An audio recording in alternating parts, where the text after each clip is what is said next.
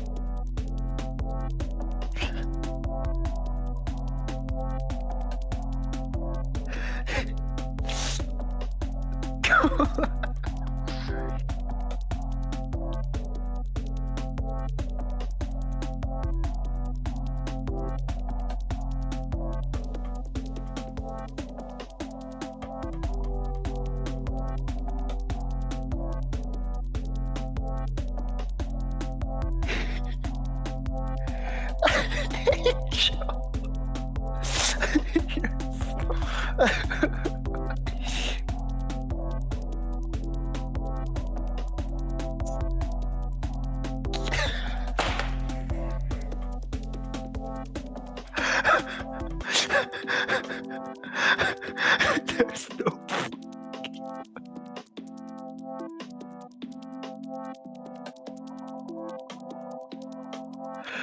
Oh my. Oh my god.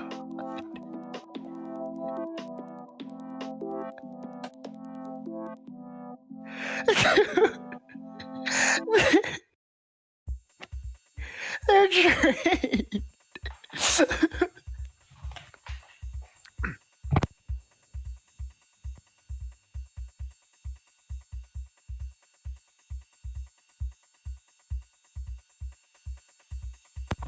Give me a countdown. Right, starting in 3, 2, 1. God damn it, Mickey! You're supposed to start. Why am I giving you a countdown? Can you screen share, by the way? I can't see the tournament. I can't see your live adjustment. Oh I don't know my where god, the transitions are Mickey! happening. Welcome everyone to day 8 live. of IVL. Hope you guys have been having a good start of your weekend so far. Today we're bringing you IVL with Miki with me here today. How you doing, Miki? What's up, Psyche? Thank you so much for welcoming me back to the mic here. Man, I'm so sad I missed commentary last week because I was on a trip, but none of that. I'm back to see top players whooping each other's butts. Exactly. We're so glad to have you back here, Miki. It's been kind of hard commentating without you, my man, talking to myself for basically 6 hours. No. So today we are going to be coming back with some more IVL. This time we're going to be having FPX.ZQ versus Weibo Gaming. So you guys can see right here they are in the middle of picking their survivors. And give me 1 second while I screen shared to Miki so that Miki can see what's going on. Sir, yes, sir. Thank you, thank you. Okay, the problem is, Miki, you're just gonna I'm have just gonna to have watch. stream You're just gonna have to watch on your own screen because I don't have time to fix everything. Because I'm realizing now I would have to fix all the camera positions and everything like that. So we're not gonna have time to do that. You're just gonna have to watch on your own. No way, bro. So I have to guess when the transitions and stuff are Just going. watch. Just watch. Just watch when the stream happens. Don't worry about what I'm doing. Yeah, Okay. don't worry about what I'm doing. Just watch. Okay. What's going on? But speaking of watching what's going on, right now you can see all 4 survivors have already been picked, and given these bans, Psyche, what do you think WBG Nia is gonna play today? Round one. Give me 1 second. I'm having technical difficulties here. Uh-oh. Just take the mic, dog. Just take the mic. For sure. All right. So I never had Psyche tell me to take the mic before, so that was new. But guys, we're getting better at it. Psyche, you know, he's just got some things to work on. It's all good. But the only thing I'm worried about working on is Nia working on to get these points for his team. Round 1, probably gonna be the Queen Bee. I want to say. It seems like I've seen this team copy paste. Nope, I was wrong, Go man. Okay. Return. So we don't usually see Goman this early in the matchup. Usually we're seeing a lot of Queen Bees lately. So it is very nice that they did happen to go quite a few not Queen Bee counters, but Goman counters. Magician does happen to be pretty good against Queen Bee, and so is First Officer. But it also is a great team comp against Goatman right here, as you guys can see. Now, give me 1 second. Again, having some technical difficulties here. All right, so as you can see here, spawns are coming in, and you got the arrow over at the exit gate. Never mind, swapping with the Magician. Magician now chilling in the exit gate by the corner house. Arrow at Dancing Geisha. First Officer right smack dab in the middle, and Magician gonna spawn by the 2 pallet area. This is just so that everyone gets a nice smooth rotation. Aeroplane is early access into that graveyard, so he doesn't need to use like ability too much. And graveyard's gonna be pretty good against the goat, because if he cages you, you have access to those pallets, right? Or at least you're gonna hope so. The goat man's probably gonna make you drop the pallet first and force out like a free chip hit, or at least force a drop, because the drop is good for him. Because once you drop and he can just cage, get a hit, especially with arrow, he's gonna have much slower pallet dropping speed initially without any teammates being around. So let's hope Sands here on ZQ side brought the horsefly effect. Hopefully all triple. He's got a Sui build with Tide and Flywheel. Yeah, it's pretty standard. This is like standard builds as you're seeing here. Yuan with Tide, Broken Windows. Lin, Broken Windows, Borrow Time. Yuhua, Tide Turner, Borrow Time. Okay, so yeah, going into finally the matchup here. Gonna quickly turn off the music, but yeah, pretty normal stuff right there. As you guys can see, lots of Suis, no borrow times as often in tournament, just because of how strong the hunters are. And we're gonna be going right into the first half of round 1. We're gonna see how this goes. Go man, isn't something you usually see every day, and we're gonna be seeing go against, or N1E go against FPX.ZQ. Let's see how he does right here, Miki, going straight to the fake gate. Let's see how this first chase goes. It looks like he's on the lucky guy. Seems the lucky guy. So once he expires this item here, lucky guy's not gonna have many options to kite. But with broken windows and the area that he's given, he's gonna stall to use the perfume as much as possible, probably hoping to trade it with a cage. That would be wise here. So Lin, not gonna use the item quite yet. Item is used. Okay. Second cage from Ninye coming out. Okay, perfume back to the window. Nice. So pretty just clean gameplay right here. I mean, perfume is nice to get a cage out, but there's not a whole lot of options after that for this lucky guy. So at most, he's going to be able to get 3 cages out, a pretty average amount, better than 2. Now, let's see if he can maybe even dodge another cage here. Would be really nice, but it would be also unlikely. You know what? That chip is actually good, because now that's just more decode time. Okay, never mind. That's not good. It does so he force saves out the cage. And he's got two cages he's gonna be able to use, Psyche, on this chair. And he's chairing quite far away, so he's gonna be able to spot out the rescuer if they're not coming on time. But as you can see in the bottom left right there, first officer already on the way at the midsection. But is it close enough, or will Nia get a free hit right here? Okay, gonna pop the watch nice and early. I like that. I like that a lot. Good moves here. Just trying to avoid getting hit early right now. He does have the chair timer still here. He doesn't have to push anything. He doesn't have to rush anything yet, but he does have to be careful here because of the fact that at the end of the day, he still needs to make this chair before a half. Let's see if he makes This was it. a good rescue. Without a damage rescue would be nice, but he does get hit. But you know what? Not the end of the world. It is still a pretty good rescue. Just burn up Tide Turner at this point here. Ooh. Ooh, and barely getting hit right through the pal right there. Going into the corner. And yeah, just stalling out decode time so that his teammates can decode more and more and more. Yeah, gonna go die in the bushes here. All the way towards the bush. Gonna sack the chair by the gate. Well, close to the gate. And as you can see here, Psyche, he's gonna try not to do that because there's no chair. The chair that usually spawns there is not there. So he would have quite limited options to watch this gate later on. Or this is just better because it's like maybe easier for him to get to the next survivor from here, especially because the cipher is being done at middle. Absolutely, absolutely. And also keep in mind, the Go Man here is running giant claws, so able to chair him here in the corner. This is a very strong chair for Go Man. As you guys can see here, he's just able to see literally everyone across the map right here. Magician also not going to be able to instantly break the cage because it's too far away from the rocket chair, taking advantage of the fact that if you're not near enough the rocket chair, yeah, he's not even going to make the rescue here. He's just going to take a hit for no reason. Now Goman has another target. Immediately able to go after the Magician here. Almost getting run over there. That would be really tragic.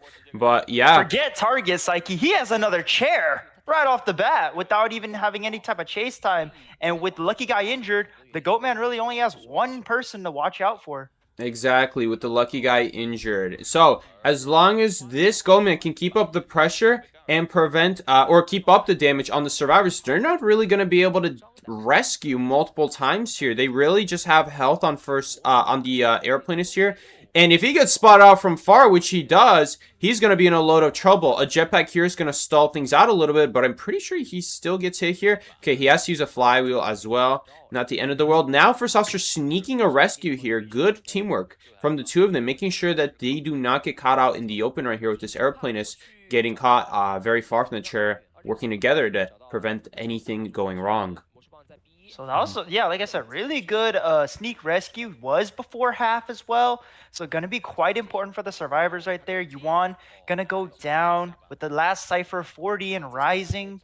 And I hope to wonder, is that the one on Island or is that the one? No, it's the one at Corner House. Okay. With Corner House's chair no longer being there, it is definitely going to be harder for Ninye to camp that area. But the person he is chasing right now is half health. It is the first officer, however. Can he get close enough to get he's dangerously close to getting hit so many times. First officer's not a comfortable situation. No, not at all. Look at the pressure being put on here by Ninye. Another cage for a good measure. 40 energy, meaning that if he does choose to cage here, he will not have any for the end game, but looks like he's not going to cage, and he's going to have some energy building up. But he hits the Magician with the no borrow time, and he's going to see the rocket chair once more. Good identification here from the Goatman here, figuring out that the Magician is the one without the borrow time, or at least taking a fortunate guess, because he didn't see the Tide Turner yet this game. And lucky for him, he had no borrowed time. This is looking like a 3-man kill right here. Maybe a 4-man, but he has to be a little bit careful here. He's detecting its Tinnitus. He sees a survivor here in the big house of the center of the map. Can he figure them out that they're over here? He got the Tinnitus very early, so most likely they're not going to be at the gate. He's going to need to try to track down where the start of this Tinnitus was. Most likely at the house, but that's easier said than done, of course. He has to still find them. Psyche. Play it nice and slow. Your hunter right now has the tension, and he's banking on you making any hasty moves to catch you off guard for an insta-cage for a kill. But it looks like Ninja is actually going to chase the arrow all the way out here at the corner house, forcing him out. And yeah, no longer not letting them play that slow game. Wait, Sands is continuing to hide, but the tracks do reveal him. 2 jetpacks to his name and a flywheel. What can he do for this kite? That was almost such a clever move. Ooh, messing up a cage there. Is it gonna make a difference? Messing up Nope. the jetpack. Okay, unfortunately, you cannot go through the cage in a jetpack animation, so there's not a whole lot he could have done there. But a really sneaky move there. Not sure if you guys caught it, but that airplane is purposefully walked past the hole and then fell back down to make it look like the tracks were leading towards the window. So very clever use of the tracks. Figuring out that the Goatman is going to see them, probably going to think he went towards the window, and that might be his chance to get lost and get a tie for his team. So really clever usage there. Almost worked out, but not quite. Still very clean gameplay from the Goatman. Goatman, once again, showing just how strong he still is. Even if we see all these Queen Bees, Goatman is still seriously one of the best hunters out there, if not the best. Right, indeed. Yeah, Goatman wasn't seen many times in round one for this IVL specifically, like Psyche said.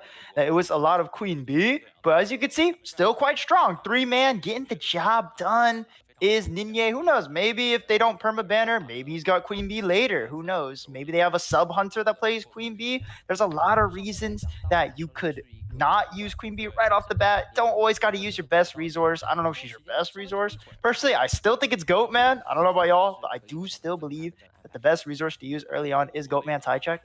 Tie check. All right, stats coming up. All right, Vicky, I'm just trying to do it.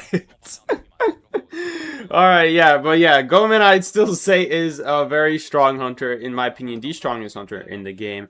Stats right now, ZQ only getting one escape out, and as you can see across the board, not the most amazing kites. Granted, what is Lucky Guy really supposed to do? There's not a whole lot of options for him. I mean, if they had maybe given him flywheel, could have been a different story, but still, very difficult situation there. Mid does manage to get one escape out, which does mean a lot to get that one escape out, but it is what it is. Goatman is just such a strong hunter. Hopefully, ZQ's hunters here can even things out here, but getting a win here, it's not the hardest thing in the world, but survivors can definitely tie this if they play super safe. So we'll see what happens here. Hey, Psyche, do you recall who the hunter for FPX.ZQ is? For FPX.ZQ? Is it Dong Xuan? Is it Dong Xuan? It is Dong Xuan! The only reason I had any idea is because you mentioned it, dog. That's literally the only reason I had any idea. Because I like made it like cinematic. I was like, do you know who the hunter is? Yeah, exactly. You're like making it obvious. No, for real. Hey, but survivors are gonna hope to tie. Right? Yeah. Good pun there, dog. Dude, I don't know what it is about your camera, but I think you might be like near a black hole because you're 2 seconds behind from my end, and it's like warping space-time. So now you're always 2 seconds behind. I don't know what's going on here. No, I'm not. No. That's just because of the recording settings, right? I don't think it's due to like anything or stream delay. It could be also due as well. No, dog. Even when I check Discord and not even looking at my OBS, not even just checking Discord, you're just delayed. Your face is just delayed. Where'd you get this dollar store camera from? It's not from the dollar store. It certainly costed much more than $1. I got this from Best Buy for $30. Why is there a 2-second delay every time you talk, bro? Do you see it on yourself? Am I on a delay? Do you see my camera on a delay? When I talk, does my mouth match what I'm saying? I don't think so, actually. I think it's, what's it called? Latency? You know, Discord has latency for, like, voice in real time to, like, transfer over to you, right? And we are, like, kind of far away, right? But it's not supposed to be delayed. Otherwise, Koa would always have delayed faces. You told me I need to sell this! Anyway, going back to the stream. Right there, you guys saw Persica right there, fan favorite of Weibo Gaming, and the entire carry and reason anyone knows who Weibo Gaming is. Clap it up for Persica. Clap it up for Persica. Psyche, you're golf claps. Anyway, right here, we're going to have Jelly here on the next Survivor. Do you know who Jelly is, Psyche? Nope. Only know Persica. If you must know, subscribers and Psyche alike, Jelly is a former Wolves survivor. Really solid survivor, legacy survivor for them. So Jelly, no stranger to the stage here. Weibo picks him up, and an excellent trade, I do believe, because I do believe they gave away coating. Coating's still good, but like, dude, Jelly's a powerhouse. And it's not that Coding wasn't like doing his job or anything. It's just that like Jelly's got the more experience, you know. And you know, maybe Weibo just needed another survivor who's like had maybe a survivor rotation came in and Jelly's better with those characters. You know what I mean? Like there's always a rotation based on buffs and nerfs about which characters like better now. Like for example, Queen Bee. We saw a lot of new hunters hit the scene and hit their Queen Bees. And they were doing fantastic with their debut, weren't they? Yeah, absolutely, absolutely. I mean, Queen Bee has been on a complete prowl all over the competitive scene lately, which is such a huge surprise because QS still exists, and in reality, QS really didn't get that big of a nerf, and yet he has just completely disappeared off the map. I mean, what did he get? His nerfs were that, and I'm not even talking about the nerfs right now that are currently in development. I'm talking about the nerfs from like months ago, because you have to keep in mind the tournament server that these players play on, it's always a few months like behind. It's always a few months behind. So that QS nerf, I'm not even sure if it was in the Koa server. Oh, but it looks like we are going to see Dong Xuan right here. But yeah, anyway, as I was saying, Qist, you don't see him anymore that often. But yeah, Dong Xuan here, having basically filled up on everything here. The elimination rate, average knockdown time, 52 seconds. Damn, that's pretty good. That's a very pretty hexagon, Psyche. Very fast knockdown times overall from Dong Xuan right here. Average elimination. So on average, he gets better than a tie. Sometimes a tie, but most times a win at least. So those are some pretty good stats. Good sign for ZQ, because ZQ is going to need this win as the Hunter side. Yeah. No, for real. If they want to tie the round, they're going to need a 3-man elimination from the Hunter at bare minimum. 4-man to win the round would be nice, not going to lie. But he does have a whopping difficult roster ahead of survivors, stacked beyond stacked, like pancakes. You got Persica, Jelly, Gwoker, and who's our fourth? Jelly, Gwoker, and how can I forget? The rescue Hui. main. Hui's like literally my favorite survivor from Weibo. It's not Persica, it's Hui. Really? If y'all calling me a fake Weibo fan, just remember, I stand by Hui and Persica, of course, but like Hui first. And yeah, we're gonna see what's going on here. Looks like a Ditto format, you know, Echo bans, Echo picks. So are we gonna see copy paste? Are we gonna see the Goat Man too from Dong Xuan? What do you think, Psyche? I have a feeling that we're gonna see Queen Bee here. I think Dong Xuan has been practicing Queen Bee too much to not be using Queen Bee as often as possible. Goman has also been around longer. On top of that, this looks like a really nasty team comp for Goman, especially with Archer being on the roster here. I mean, banning Puppeteer is still good, but I would say that I think Queen Bee is going to be a little bit better here. Persica most likely going to be well, she's most likely going to be going Archer. I wonder who's going to be going the Priestess here. Priestess, you don't really see Priestess that often anymore. After Desperate Fight got released, now Addiction got buffed, and even Rage now. You don't really see Priestess that often anymore, so I wonder, are we still going to see Goman at this point? Probably not, if anywhere you cage, the Priestess can just portal through. At this point, I don't even think so. I think Queen Bee is must at this point. But it is Dong Xuan's choice at the end of the day, so we will see. How do you feel about this Priestess pick, Miki? Priestess still, in my opinion, quite a strong character, especially on a map like Eversleeping where you got thick buildings that you can utilize that portal for maximum value. You can go from middle area all the way to graveyard effortlessly with enough distance and with a Priestess portal. So I still think she can be utilized in that manner. And Psyche, remember, to activate Desperate Fight, you must first, and Addiction, you must first go through a stun first, right? So if he chases a target that isn't necessarily gonna stun the Hunter, then Desperate Fight's not gonna be a factor in that first portal when he goes to Graveyard, and that could be more than enough time to get away from the Hunter. It could be. It's really just mostly for when Priestess supports that I'm talking about, where you have a lot of... Ooh, we're going to actually see Qist here. Qist not quite out of rotation quite yet then. All right, Psyche, continue what you're saying. Yeah, it turns out Qist is not quite gone yet. We have Dong Xuan going Qist round 1. So we had a lot of Qist round 1 in the previous Koa. So much so that it was almost rivaling Goman, just a few picks behind Goman. That's how popular Qist was. Granted, it looks like we're still going to see Dong Xuan going Qist here. In the meantime, very curious what the Survivor strategy is going to be here. Are they going to have any survivors trying to pop middle as soon as possible, or are they going to leave middle? This magician spawning here makes me feel like they might just leave middle alone, because if you spawn in middle as against QS, he's always just going to walk in the center, clog it, regress it, while going after another cipher at the same time. So it looks like the strategy is going to be to avoid middle. Clog it? Is he a Qist or a plumber? Clog it, but basically regress it, just constantly regress it, and also it's a danger. It's a danger for the QS to ever come back on that cipher. For sure.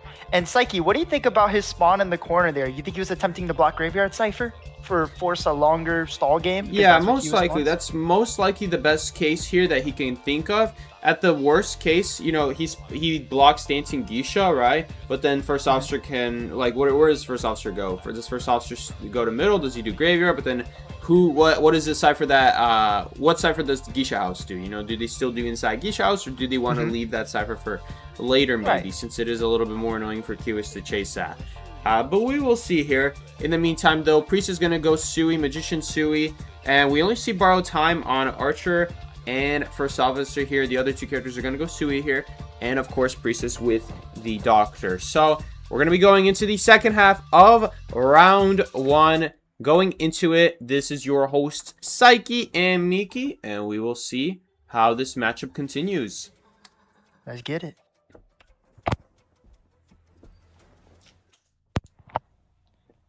All right, walking into the rounds is Dong Xuan and going after Gwoker. Looks like Gwoker on the Magician right here, waiting by this pallet, just waiting for the QS option. But Dong Xuan gonna get a lot of free distance on him and gonna be right up close to him without even needing to roll into the ball initially. So no inertia needed here, but here comes the transformation. Gwoker chilling by the window. Perfect. Beautiful response. When the QS goes in the ball, you just camp by the window, wait, and react. You got plenty of time to react to that. And look at that, all inertia burnt because of that window. Just showing that broken windows being so much better against QS than Flywheel. Yeah, but he didn't even need to use the broken windows is the funny part there. He just walked around the window. That was already enough. Yeah. Really good stuff right there. Really good. But also keep in mind, Dong Xuan keeping an eye on the ciphers, blocking off that cipher and slowly regressing that one now. Right here, Gwoker's going to have to survive using these two crappy pallets. And is also going to be running this trait that lets him see where the hunter is. Right here, he needs to play around Blink. He needs to play around Blink. He cannot vault that window. And yeah, that is going to be a free hit, sadly. But planning around the Priestess portal here, is it going to be that amazing? He's going to need to stay close to it, otherwise he easily avoids it. But no, Dong Xuan, I guess, thought that he would stand close to it, and it didn't work out for him. Because otherwise, Gwoker's all the way in Graveyard, Psyche. Yeah, if Gwoker stood at the portal waiting to see the QS going around it, then yeah, that would have been the worst play for Gwoker to make. Right here, can he survive this suck ball right here? It's going to be very tough. He does have one more illusion, though. Hits past the illusion. An illusion is going to get used up, and for not going to get the hit. And the kite is pretty good, though, Psyche. Look, two ciphers are about to complete. The third, 70 and rising. Yeah, really tragic. They're not even getting the blink out, but it is still really good cipher decode. And most importantly of all, he died in one of the best places to die against QS, right here, all the way in the edge of the map. Corner chair, basically edge of the map chair, whatever you want to look at it, it's away from the ciphers of the point so he cannot easily block off any ciphers with his ability. Right here, being scared of a terror shock here, First Officer is going to need to play patiently. Can he get this rescue off? He can't get sucked by the suck ball because of the fact he's invisible. And now he's going to wait it out, go for the rescue. He is going to get double hit, though. So, unfortunately, not the greatest rescue. And that's going to allow Dong Xuan to maybe catch up in terms of the decode. Now that the rescuer is not going to be able to decode. Blink still available and online and ready, too. So, any chance at a rebound is looking quite slim here. Still Blink unused. Dong Xuan, 2 survivors down. 2 ciphers needing to be decoded, but 1 needing to come in for the rescue. The double down costing so much on this decode, Psyche. Absolutely, absolutely. And right here, they don't even have a last cipher being worked on. Now they're doing middle, but you guys see how easy it is for middle to just get decoded on, or sorry, blocked by. So yeah, you can do it, but it's going to take a lot more time than usual. On top of this, Magician is still alive, so each regression is still regressing the Cypher by 15%. And as you can see there, Psyche Priestess did use up Flywheel just to be safe, just in case Dong Xuan was going for a bonus hit, because that would be really good for his inertia stacks, right? So Absolutely. Priestess playing around inertia, and can they get this Cypher done before he gets there? Perfect! So Dong Xuan is now lacking the best Cypher to pressure as Q is, and these survivors are playing it nice and slow. Persica rotating away. Archer would be pretty hard for Q to chase, given how speed and inertia goes with Poison or Laceration. But Hui gonna be the next target here, and then not expiring the self-heal, the teammate coming through, and here comes the, oh, no blink quite yet, but Watch comes in, gotta dodge the tram, gotta play around the tram too, tram's an opponent as well. Hui gonna, what's it called, keep his Watch going up here. Dong Xuan probably just hoping to expire it, and could leave, but looks like he's committing to killing him. Yeah, I was thinking he might leave him too. But I guess he's gonna commit to the first officer, which I don't know about this because the first officer has quite a long chair timer right here. Going to release the first officer right here closer to the rocket chair. Maybe he'll try to chair the first officer near a cipher machine. Any cipher machine that he sees fit. Yep. Right, or no, he's just gonna still chair right here. I guess he's okay using some balls here to catch up to the cipher. He's got plenty of lines. He has plenty of lines. He does have plenty of lines, but he's just going to leave the first officer. I suppose the idea is he's not afraid of them getting progress because it's going to regress anyway. So I guess that's a good idea and getting a chair out of it. Good thinking from Dong Xuan right here. Great shot, though. Great shot from Persica there, making sure that he stays far away and going to make it difficult for her to really use this window because of the fact that Blink is still a thing. Ooh, right here, using the ability. For the hit. Using the ability here, but doesn't really surmount too much. Yeah. Laceration is still on, but all Dong Xuan's got to do is wait it out. Psyche Percy as Archer, I really do prefer to tag him with 50 and force him to chase or force him to stand still. Like I said, either way, that's pretty much a stun, in my opinion. So, and when he does go into rolling form, he does not lose the Laceration. So again, another reason to use the 50. But he still has trait, right, Psyche? He does still have trade. Blink is still up. Window, any window vault right now as a full health person is just a terror shock away. I wonder what he's saving this blink for. Maybe he's saving it for like a detention combo at the end game when he has someone on chair and he just needs to immediately down someone. Could be thinking ahead of time here. He doesn't want to use his resources if he doesn't need to. I'm just saying, man, it's not like the survivors are popping these ciphers anytime soon. He probably would be able to get another blink here in time. But right there, great flywheel from Jelly, but then wasn't so great getting hit through the pallet. Yeah, losing that mind game, unfortunately. The portals here being extremely annoying for Dong Xuan here. I mean, maybe not so bad, because right here, it's not like the portal gave a lot of value and almost got hit right there through the pallet. The pallet play here from Jelly is more than enough to force out yet another ability. Dodging the ability is Jelly, and out of lines is Dong Xuan. Yeah, right here, this suck ball isn't really doing a whole lot, and Dong Xuan can't reposition it because he doesn't have any more lines. So he has to wait for his next ball in order to actually reposition the suck ball. And just like that, the survivors are popping, but the survivor has no borrowed time. I'm doubting that was a mistake there's a from bot them. on the gate. The gate's 50 and rising, 60 and rising. The bot is doing the most. What a lucky bot, by the way. Yeah, he's gonna blink the bot. And that's what he has to use his blink on, unfortunately. He's gonna blink the bot.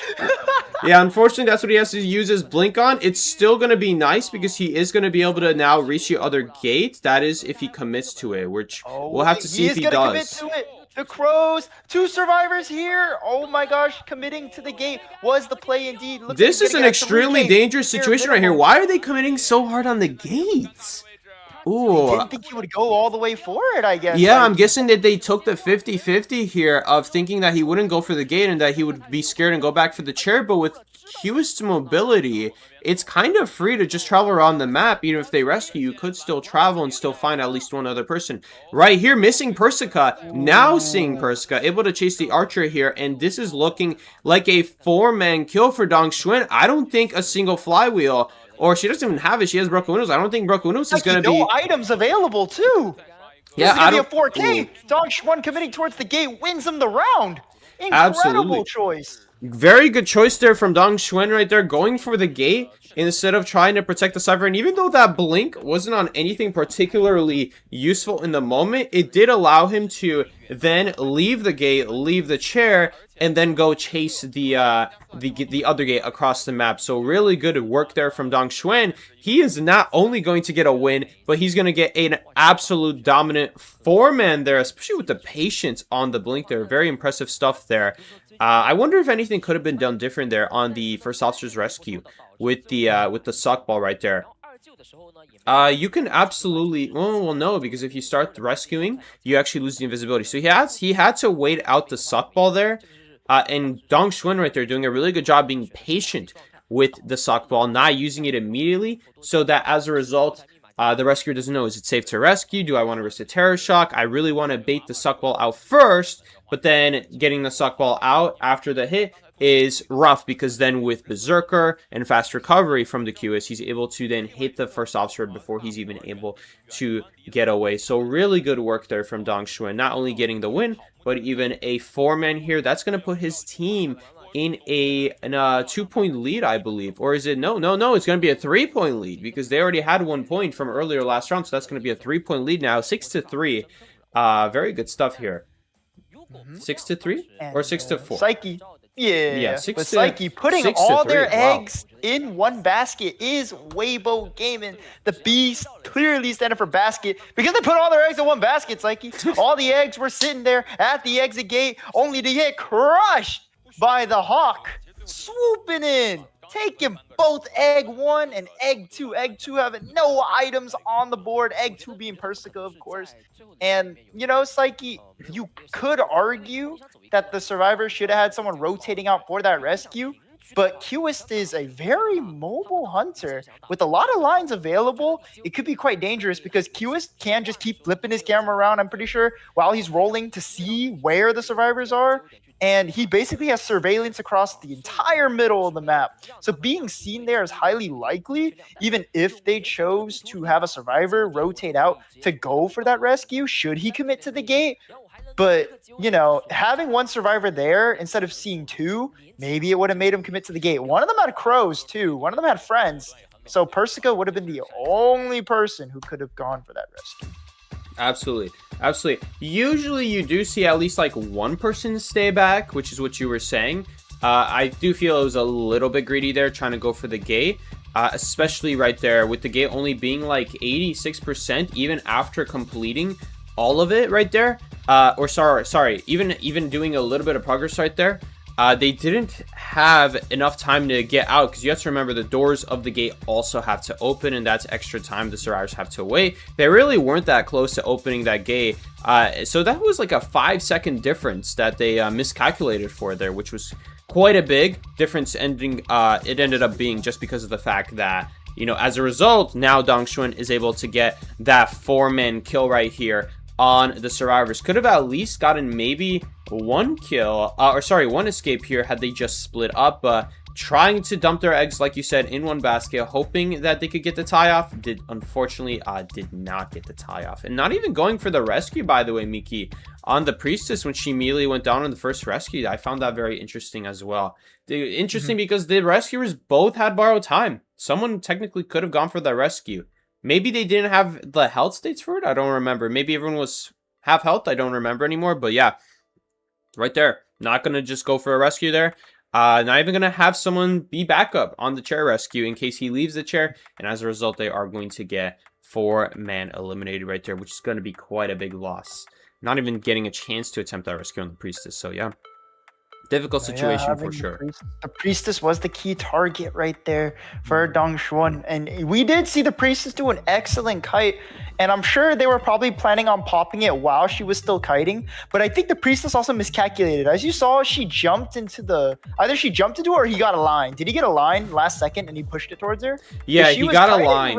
He got a line last second because she was kiting around it. She tried to walk past, but he got a line. And it wasn't really last second because that ball had still had like 7 more seconds left on it to go. It lasts a ridiculous amount of time. It's way too long, bro. It's way too long. Yeah, it is just way too long. So right here, we're going to be seeing the map picks. Ever Sleeping, of course, got played, so that is unplayable for the rest of the matchup. And now we're going to see ZQ ban Chinatown, and in response, Weibo Gaming is going to go Moonlit. So Weibo Gaming over here does need to go ahead and not lose this round, because if they do lose this round, they are going to just end the round and end the matchup in 2 rounds, and Weibo's going to lose this. So they need to make sure that they at least do better than their opponent this game. Otherwise, the round will once again go to ZQ. Or they could tie, right, lose.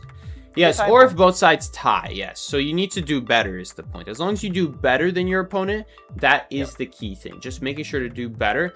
Like if your opponent got a tie, doing better or equal to, I should say. Yeah, you're right. Doing better or equal to. So if you guys both get a tie, or if you guys both get like a 3-man escape, that counts as doing as good as the other person, as the other team. So they still survive and make it to round 3. Right now, survival is key for Weibo, making sure that they get to that round 3 so that they're able to actually play this matchup out more in order to mount more of a comeback, because they're not going to need a couple more rounds here to mount, not just catch up, but also then gain back their points and get a lead of their own. But right here, we're going to see a substitution. Weibo Woker going to be swapped in for PPZ. Maybe PPZ playing a substitution role. Maybe plays a stronger Moonlit character. As you can see there, guys, you have the Meteorologist right there as a character selection for PPZ, and that is going to be quite a strong character on Moonlit. As you know, she has very strong, reliable gimmicks on this map, as she can create a cloud and just swirl around that board stop as long as she pleases up until that bottle's expired. So twice, but still, there'll be more than enough time for the kite by then. Personally, I do prefer Patient over Meteorologist here, but Meteorologist is to be said to have way more. I love that cat drawing. Oh my gosh, she's a little loaf, but way more versatility and support. So I can see why the Meteorologist is going to be picked here. And again, Psyche, we can see that whiteboards are selling like hotcakes in China. Yeah, the fan support that I'm doing such a good job reading right here. Yeah, I do wonder what they're saying though, for real. Not sure what they're saying. I wonder if they're rooting for ZQ here, or are they rooting for Weibo Gaming here? I think 2 fan favorites right here. Dongxuan was very popular back in the day. Still is very known as a Hunter player, of course, because of the old days where he won, of course, with Dao 5. And of course is known to be such a huge menace as a Hunter. But right here, Weibo Gaming, of course, is the most recent, I would say, fan favorites among the IDV 5 competitive community. Because with Persica right here leading the charge, along with her teammates here being very well known here across the board. So very curious here. This is gonna be difficult here, not just for what is that face, bro, on that tablet? Dude, that's the 2 Weibo logos. So that's a Weibo fan right next to them, and then ZQ fan in the 3rd row. Looking a little awkward for friend number 3 right there. Yeah, the friends. I hope it won't end their friendship. But right here, you can see Dongxuan choosing what seems to be like either changing his settings, or maybe thinking about his next Hunter pick. Not really sure why they take so long here. Maybe it's just loading screens, could just be loading screens. But yeah, right here, we're just going to be patiently waiting for the match to start. Yeah, I'm not gonna lie, Psyche. What character do you think you could expect to see here? We saw a Qist already used on Eversleeping, which is gonna be much more like useful on that map. Like on Moonlit, it's a lot easier to like. Obviously, you can lock a battle on one side or the other, but not having to worry about that here is Weibo. As you said, Qist did get the job done. 5 points, a whopping 5 points netted for the side of ZQ. And in the hot seat here is Weibo altogether. And Psyche, as you can see here, they're gonna ban the Queen Bee. Yeah, gonna get rid of that Queen Bee very quickly. Dongxuan banning the Doctor and the Antiquarian. So Goman is very much a possibility here. Even something like Shadow could be seen right here. I mean, Dreamwitch maybe, but Dreamwitch is not a particularly gray map for Dreamwitch. So he did it last time. Last time he got Moonlit, he did Dreamwitch. It is true, but that doesn't change the fact that it's one of the least great maps for Dreamwitch. Regardless, though, we are going to see Meteorologist Seer automatically picked, letting the Seer go. So the survivors are going to take it. Kind of crazy that to this day, Seer is still like this. Auto ban and almost like auto pick as a survivor side. They got the opportunity, so they are going to take it. They lose the support aspect of the Antiquarian, but they get it back with the Seer. So definitely are going to take that opportunity to get the support on the team when they have a chance to. And we're going to see Gravekeeper probably one of Hui's most popularly used survivors. That's correct. How'd you know that? You do your study? Your paperwork? No, I just always see him play Gravekeeper, which is not like a particularly No, I don't like see him play Gravekeeper special all the time. survivor by any means, but yeah, I do see him used a lot, and that's because Gravekeeper is such a strong survivor, and we saw Dong Xuan ban him that first round. Maybe because Gravekeeper is especially annoying against QS because you cannot suck him in when he's underground like that. It really stalls out your chase. Against Q-ist. He's just safe in general against a lot of options. And then the last option we're going to see is right here, Psychologist. I wonder what they're playing around with this. Maybe Dream Witch a little bit, but Shadow as well could be a potential possibility. It's fine against Go Man. It's just okay. But yeah, we're seeing a lot more Psychologists nowadays after the Psychologist buff, which I find really interesting. I hope we get to see some good use out of it. No, yeah, I hope you see new uses from the Psychologist buff that inspires like new strategies coming out for NAEU. Maybe like we see Persica do some, not Persica, we see Jelly do some crazy stuff at Psych here. You're gonna see lineups. You're gonna see all NA looking at it like, wow, we could do that, and then we could explore the character further. But Psyche, would you say Seer is the character that has survived the test of time the longest?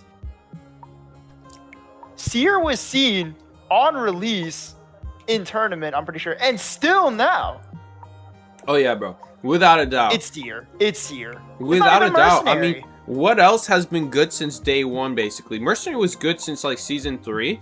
So Mercenary is, like, the second most, like, stood test of time survivor, which I guess is good news for me because I've been sticking with the Mercenary profile for so long.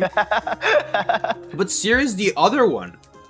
Sticking around for so long, his versatility is unmatched because the only person he really hurts when a team goes Seer are themselves when they play Seer, because Seer himself doesn't have many abilities to kite with. But if we look at every other survivor here, Meteorologist gets all those cloud uses and an owl. Psychologist gets 3 hits and that patient clone and an owl. Gravekeeper gets his shovels and an owl. Just upgrades the kite of everyone else by such a tremendous amount. The difference between a hit in this game is huge. But So Psyche, Seer, what's an extra hit to a freaking opera singer? How about that? Definitely, yeah, and especially with the fast. On the side of Dong Xuan. Yeah, I would say good move here for sure right here with the multiple hits the Psychologist can take, multiple hits that Gravekeeper can take. I mean, don't get me wrong, Gravekeeper is still very strong against, what's her name, against Opera Singer, but yeah, I would definitely say, not surprised at all to see Opera Singer here. She's a hunter who performs very well. Right here, as long as she has a presence up, she can perform very well on Mulan, and these stars are going to give plenty of hits. Their main form of survival is taking hits, and so I mean, I guess if she chases Meteorologist first, that's not really going to happen, but it is a little bit annoying that no one here really went like any like patient here, because that would be, if anything, maybe better for Opera Singer to chase. But it's hard to say because patient is so good nowadays. I honestly don't know what's worse nowadays. Like, is it better for Opera to chase a survivor with multiple hits, or is it better to chase like something like patient with like mobility? Because low key, it is kind of hard to catch up to patient nowadays. But also, then the hits that Gravekeeper can take, it's not gonna be really a very fast kill. Even if you brainlessly use those shovels, it's always gonna take quite a bit of hits to catch up.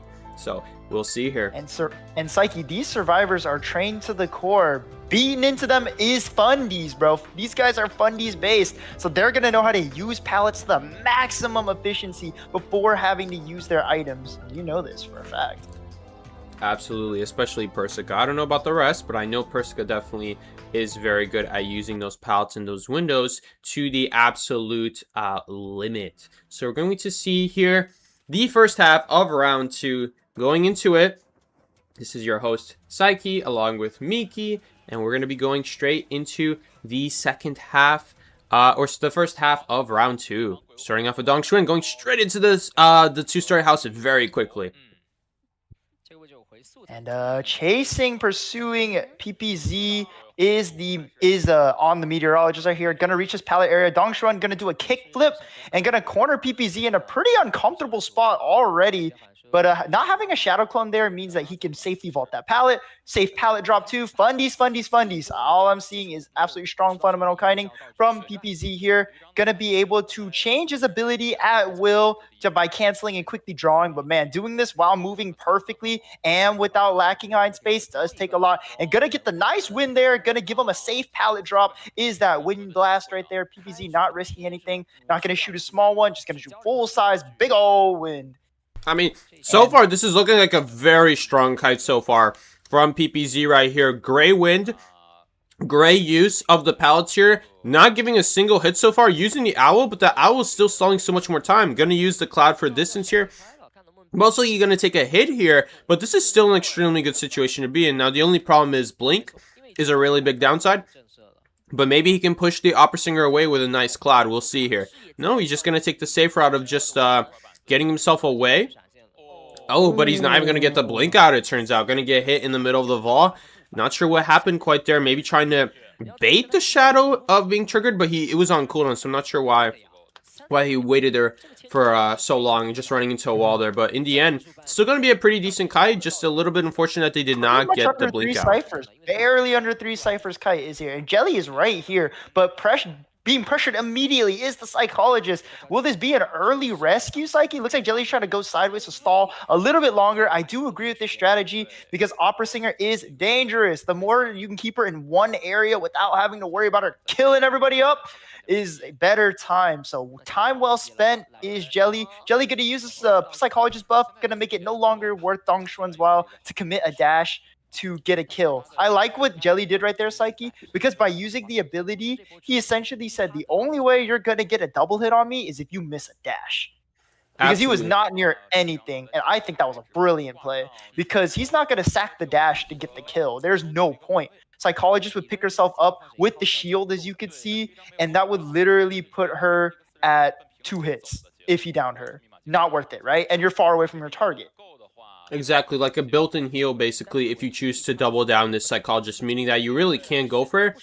Or if you do, yes, they lose the decode, but they save time on the heal later on. Now Psychologist getting pressure right here. Gonna get a free rescue, though. Yeah, Nux and Psychologist, but what good is it gonna do? I guess it prevents Decipher from being done, but if the Meteorologist here doesn't get seen, this is an extremely dangerous, risky situation. He's going the wrong way. Well, he thought she would go for God Corner here, but PPZ, playing the reverse mind games, actually decides to stay in the exact same area. Now Dong Xuan is going to get... And he misses the blink! He doesn't get on the roller coaster! He takes the roller coaster. Is the stop pressed? The stop is pressed, Psyche! He's going all the way to third. Yeah, he needs to pick up that Psychologist ASAP right now. But the Psychologist just got picked up. Hui going to the shovel, making sure he doesn't take a hit right here. Oh, and the shovel body block! Everything is going wrong for Dong Xuan right now. I mean, he did go greedy, to be fair. You can't blame the survivors right here for what they did, because he did go greedy chasing the Psychologist. Now forced to chase. Survivors taking the punish to the bank, Psyche. That's what I like to see. I like to see Hunter mistakes punished to the max. Target, third stop. Blink expired. No trade available. No nothing. Last Cypher 50. The backup Cypher 40 and rising. How about that punish, Psyche? You know what the worst part about this punish is that you're talking about, Mickey? He just used his blink, so it's not like he can even teleport on the last Cypher to, like, kill the guy who's dead on chair right now. There's literally nothing he can do about it right now. He just has to let it go.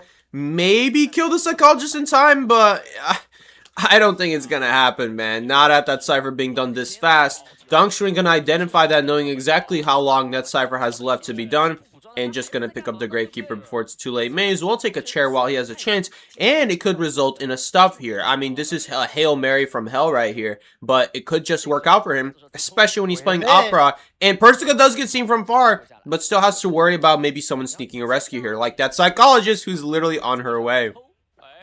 Still borrowed time here on the side of the Seer. But Psyche, about this rescue, there's going to be 3 survivors in one area, especially because he used a blink. I know teleport's going to be up soon for endgame, but having 3 survivors in one area where he can see them right now is how you bring him back from all his mistakes that he's recently made. Absolutely. And right there, the Psychologist had no borrowed time, so she couldn't go for the rescue. Persica not being able to do a whole lot with the singular garbage pallet. I mean, who can blame her? Not a whole lot to do here. Palette. Gravekeeper going to get away with the shovel as well. And I mean, he does have to teleport up, but no one is doing the gate. Is Dongxuan going to fall for it? Looks like right now he's not going to teleport yet. Ooh.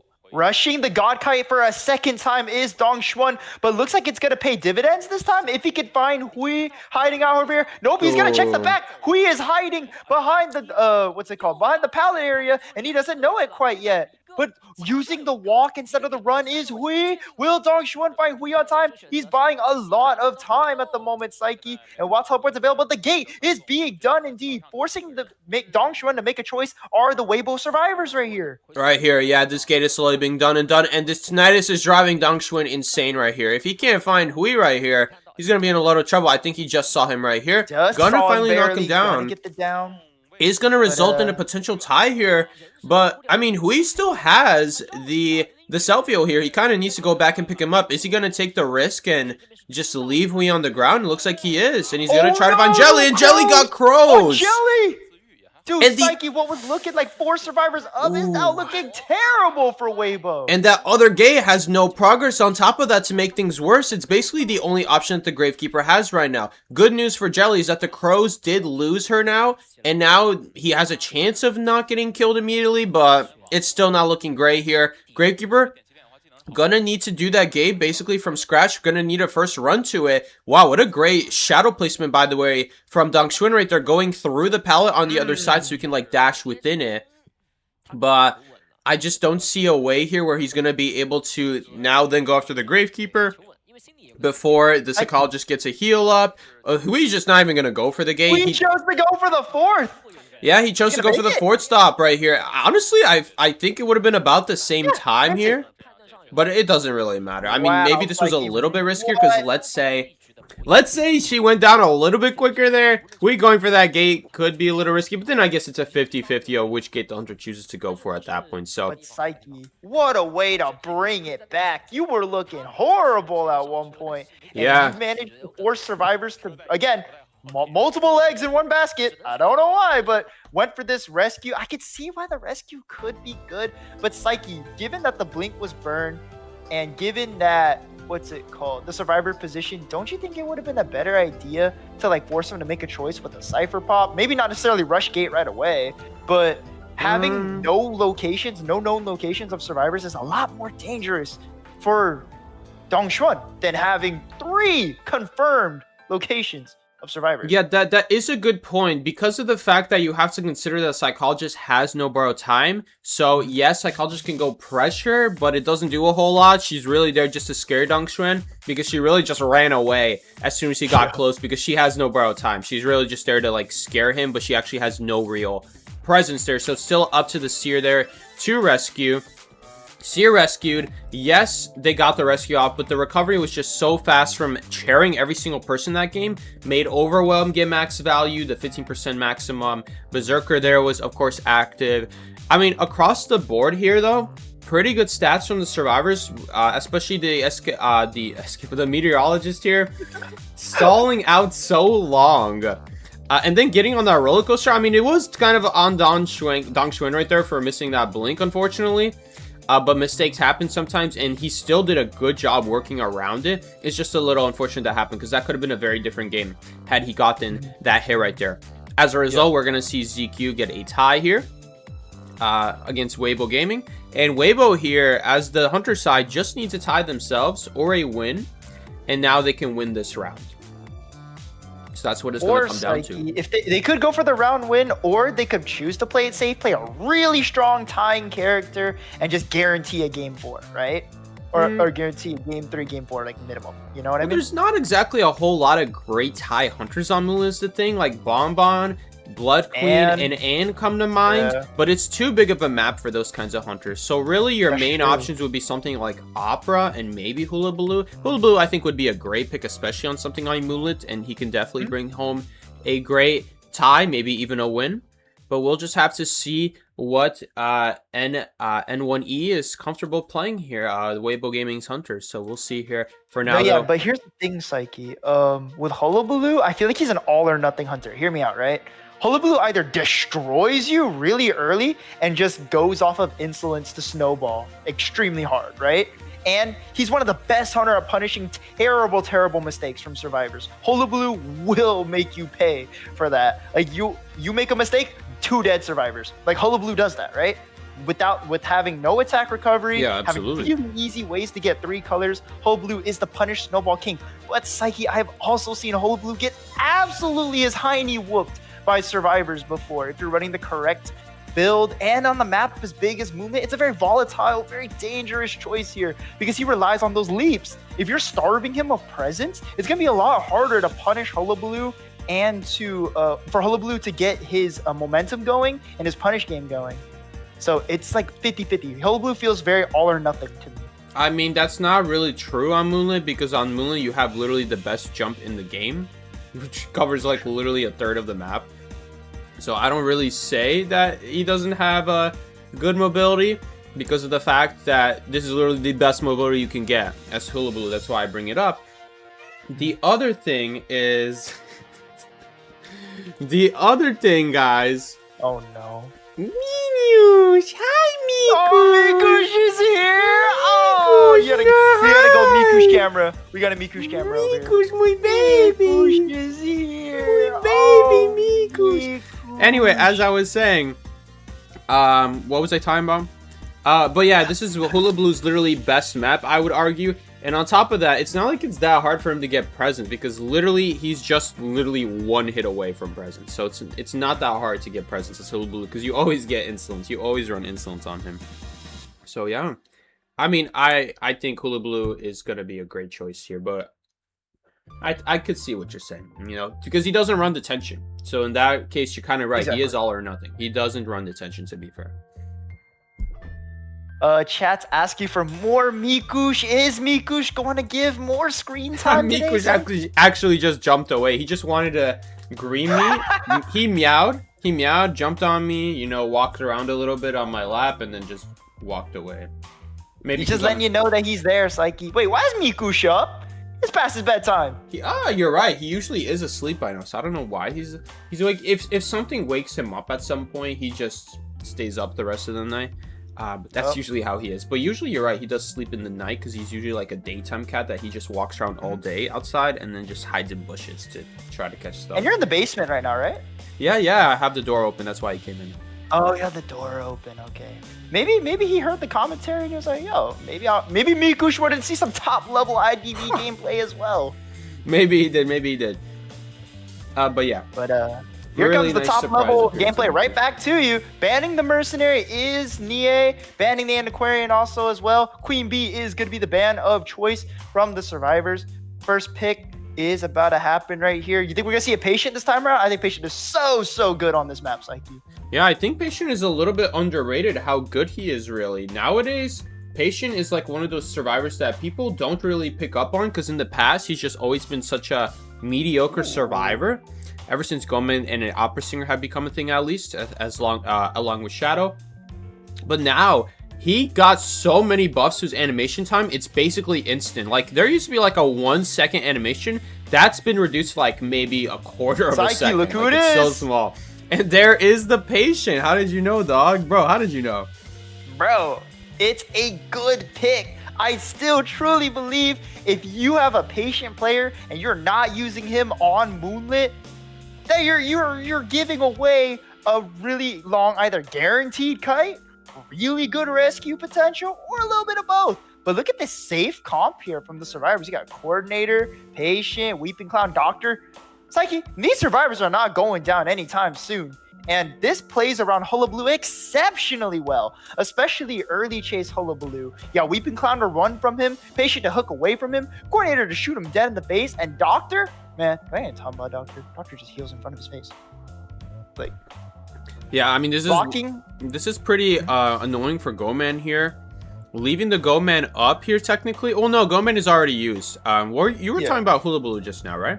Yeah, Hullabaloo. Yeah, so Hullabaloo I meant. Right here, not going to be... I mean, it's still good. Doctor doesn't have any recovery against Hullabaloo here to work with, so I think Hullabaloo can still be a fine choice. Also, the red zone.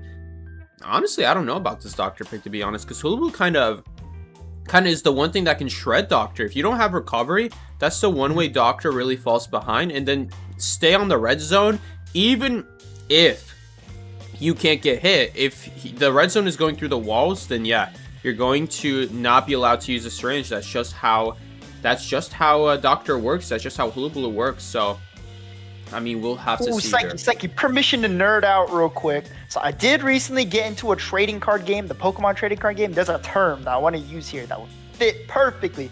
Hula Blue is disruption. It will disrupt the doctor's chance to heal, disrupt the patient's chance to use his ability, and same with the Weeping Cloud. Hula Blue is absolute disruption to the survivor's mojo. But as you see here, we're going opera for opera, Psyche.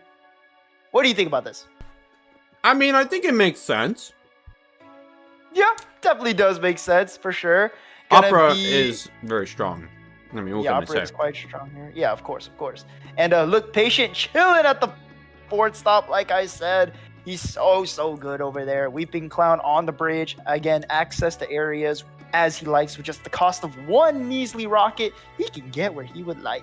Coordinator doesn't really need to be in a strong area as she's got the blaster, the blunderbuster on her, and the doctor, of course, gonna be fine at first stop, because if she gets hit and coasters, she'll have enough time to heal, right, Psyche? Even against Opera. Yeah, and Opera, by the way, didn't mention this before, but Opera, the reason Operas are spawning here in the corner on God Corner might seem a little bit counterintuitive, but there's two reasons. One, because it's easier and faster to get inside two-story from this side, because there's things to actually dash on, like the street lamps. While on the other side of two-story, there's no such thing as that. The other reason is you leave behind shadow clones next to the window, so if the survivor takes that window, you're just immediately going to show up next to them. So two things there, two big reasons why you should be spawning at God Corner when you're going to chase two-story on Moonlit. So big choice there, big choice. So it's an opera spawn is what you're saying, Psyche. Exactly, yeah. So very important spawn for Opera Singer, especially in particular. But in the meantime, though, guys, we're going to be going into the second half of round 2. Going to be turning off the music, and this is going to be me, along with Miki, commentating the next half of round 2. Going into it live. Let's see how they do. Can ZQ finally, or not finally, but can ZQ prevent this Hunter from getting a win here? That's going to be very critical here. A win or a tie for this Hunter would mean getting out of this game with only 2 rounds won, which would be very nice to win that quickly as ZQ. But let's see how this first chase goes. Already going to start out very quickly, and this is now looking good. Just already down that flare gun. At least she does have God Corner, but it's going to be a lot harder now to kite for a win. And looks like Yuan here is gonna make second guess his routing, because you saw him go over to the 2 pallets, right, Psyche? And then he's like, oh, never mind, I want to go to like the God area. And look how much this is costing him, Psyche. The indecisiveness from Yuan gonna cost him a kill. That's an extreme. No way, he just went down that quick. That hit right there. The fact that he got hit on that God Corner pallet right there meant that now he's kind of screwed, because he's stuck in the corner, and now it's just so easy for the Hunter to just shadow dance back. But yeah. Wow, what an insanely fast down. That's going to make Nia have an opening here for maybe even a win, maybe even a 4-man here. Dude, I told you, you have to plan your routes and stick to them. Indecisiveness is the killer of kites. If you guys think that taking a bad route and committing to it is bad, taking a bad route, thinking that realizing you took a bad route, and then trying to take the good route is even worse than taking the bad route, as you saw there. Like, literally, Yuan is down the second time, and the first Cypher just got popped. The third Cypher, 40 and rising. Cypher is not looking too bad, but Psyche, we're going to see the chair for a second time for this coordinator. And I don't know, man, that extra 10% chair time might come in handy here. But look, he's right next to Sans, which is on the windmill cipher right here. Nie's got absolute free real estate on this cipher. Yeah, this is not looking good at all right here. Having the cipher power, having the knockdown power, the people on chair. Wow, not going to get the hit on the patient. Going to choose to actually go back to chair. Not risk the hit, because he is running low on that shadow dance timer. He only has 8 seconds before the clone disappears. So just going to let it go, take the hit. And Coordinator's just going to go in the corner here. But first, he's going to wait out the tide. He doesn't want to give her the hit boost. Yep, doesn't want to give her the speed to get like really far away. Looks like it's not really gonna matter because she's just gonna go upstairs anyway. But I have a feeling if he hit her sooner, she would die all the way in God Corner instead, which would have been an even more annoying position. That would have been way more time. So Nie just min-maxing his reward already. Like Psyche, he already had such a great start. Last Cypher's not even started, and the second one is 32%. And we have Opera on board. You have everybody full health, yes, but Psyche, it's only a matter of time until Opera does Opera's thing. Being fast and reaching the next target, but reaching the Doctor is Nie. I don't know. The Doctor's not ideal here, in my opinion. Doctor's the only one that can really stall you out decently well. However, Psyche, there's something to be said. Not only is the Doctor in a bad area, but if you kill the Doctor, the quick healing is disrupted. They no longer have access to that resource, right? So maybe he chooses the Doctor for that reason. No. The healing stays with them the rest of the game. But yeah, here. Gonna just hit the Doctor there. It's not gonna add to much right here because she's just gonna freely heal it up. Yeah, your buffs don't disappear. Otherwise, why don't you think that Thief's chest opening buff doesn't disappear when Thief dies? No. It's like, hear me out. That's not what I meant.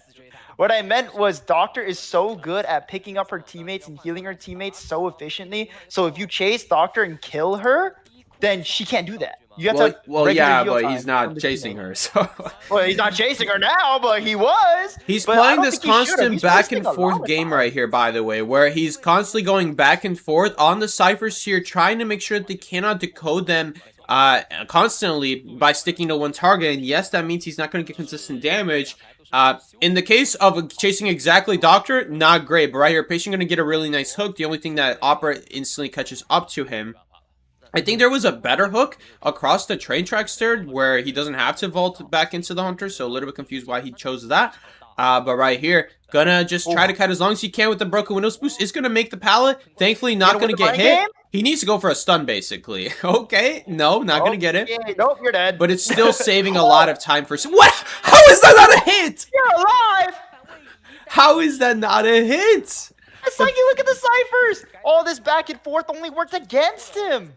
Oh, he had to come in at some point, and unfortunately the patient lasted quite a long time. Now this Weeping Clown managed to get quite a lot of progress done, and keep in mind the Doctor also was never really a good chase target, because if you try to play this game of going back and forth, Doctor just heals up, which is why Doctor is seriously one of the best survivors right now in the end game. I think Doctor locking Doc was ZQ's best way to guarantee that this was an absolute loss.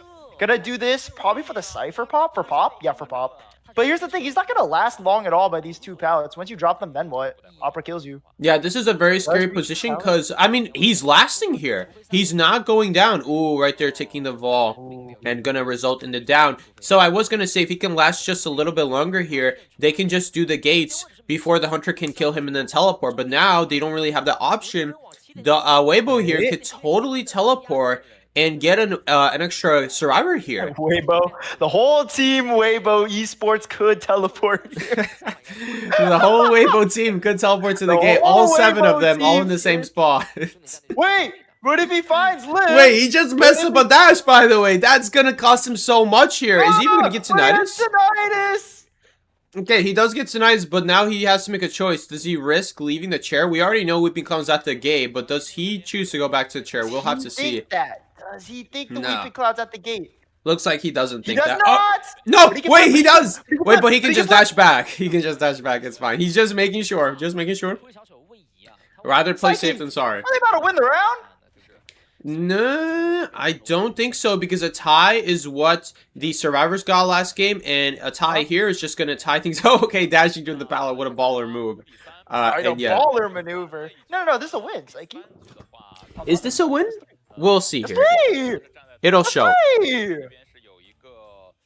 That's a 3 kill? What are you talking about? Oh, sorry. Patient?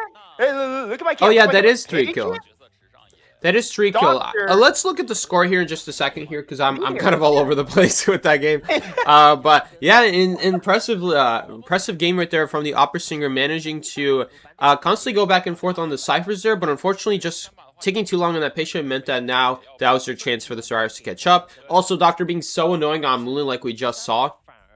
And yeah, Miki is right. It was a 3 kill. I don't know. I'm just crazy, I guess.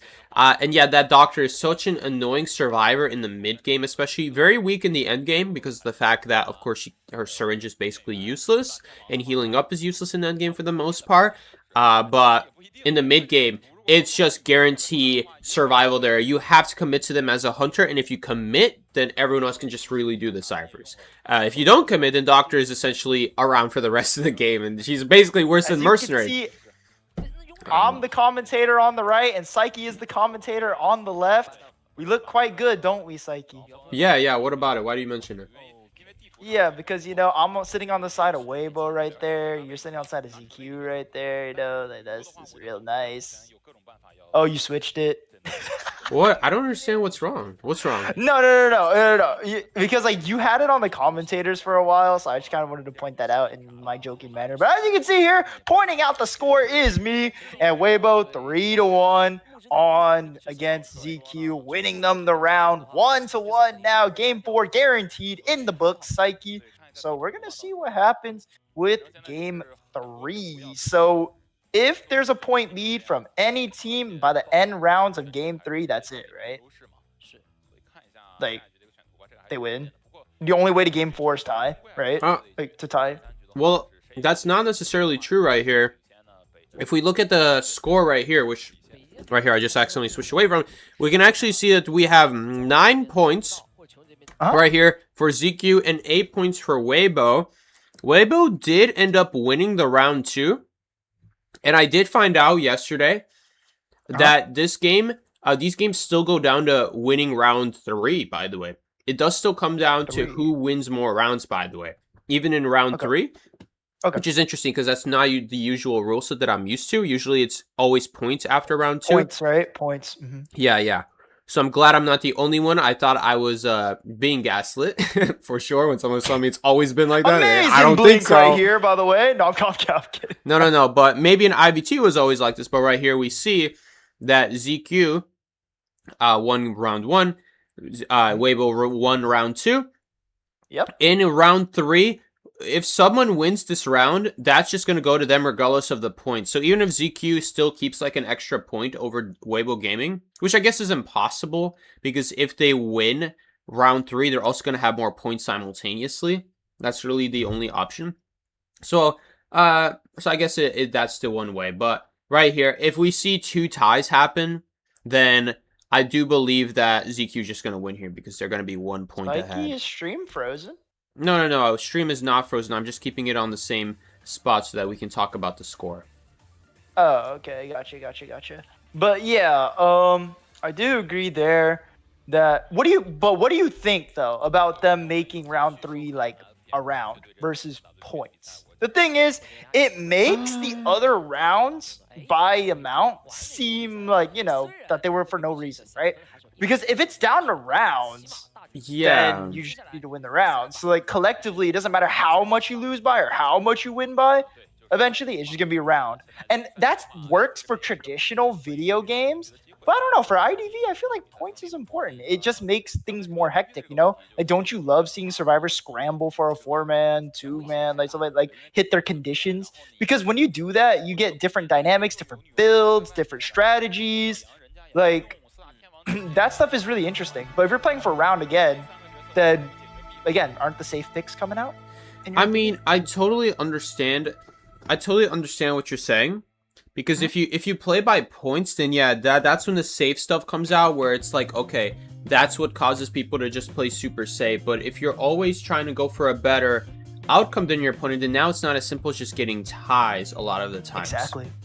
Which I do find that interesting. There's also the other thing that if you guys ever get 4-man at some point, it's not like the end of everything at this point, because I have had lots of games where we go into round 3, but we got 4-man at some point, and it's just almost impossible to mount a comeback against that. Even if you won round 1, and then you won round 3, because of the fact you guys got destroyed in round 2, you just cannot make it up, even though technically you guys did win more rounds, and I have lost tournaments because of that. So on the one hand, it is very frustrating that it is down to points.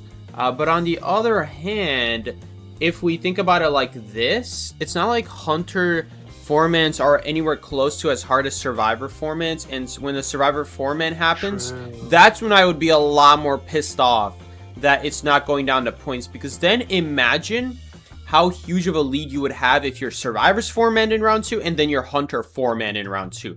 Like, all things considered, you guys deserve to win right there. But of course, since it just comes down to winning rounds, you guys could lose round 1 and round 3 and do that huge, great play teamwork, getting that 4-man escape, which is very impressive, gets completely just neglected, negated, because of the fact that it comes down to winning rounds, which is like, in that sense, it's a real disappointment. On the other hand, though, because most of the times it's the Hunter getting the 4-man, well, Hunter getting 4-man is not as... No, like, don't get me wrong, it's still difficult, but it is nowhere as impressive as a Survivor 4-man. So... True. So when a Hunter gets a 4-man, and now the Survivor team and the whole team in general is not massively punished for it, because that's just considered one round loss rather than also all the points going against you now. Like, I totally get it. I totally get it. In that sense, it is better. But on the other hand, like I said, if Survivors ever get a 4-man, now it's kind of like, well, now it's like it's all it counts is like just one round one. All those extra points don't technically matter. So Psyche, you're saying you're not like happy or hating about it. It's just like it is what it is. I'm thinking that overall, I think it is better. But it definitely is like just annoying that they don't keep things consistent is what I'm saying. I wish they would keep things a little bit more consistent. Universal format, right? Yeah. You just want a universal format everyone follows. Like, especially if they do rounds for IVL and then you're in Koa and it's points again, you know? Like, what the heck?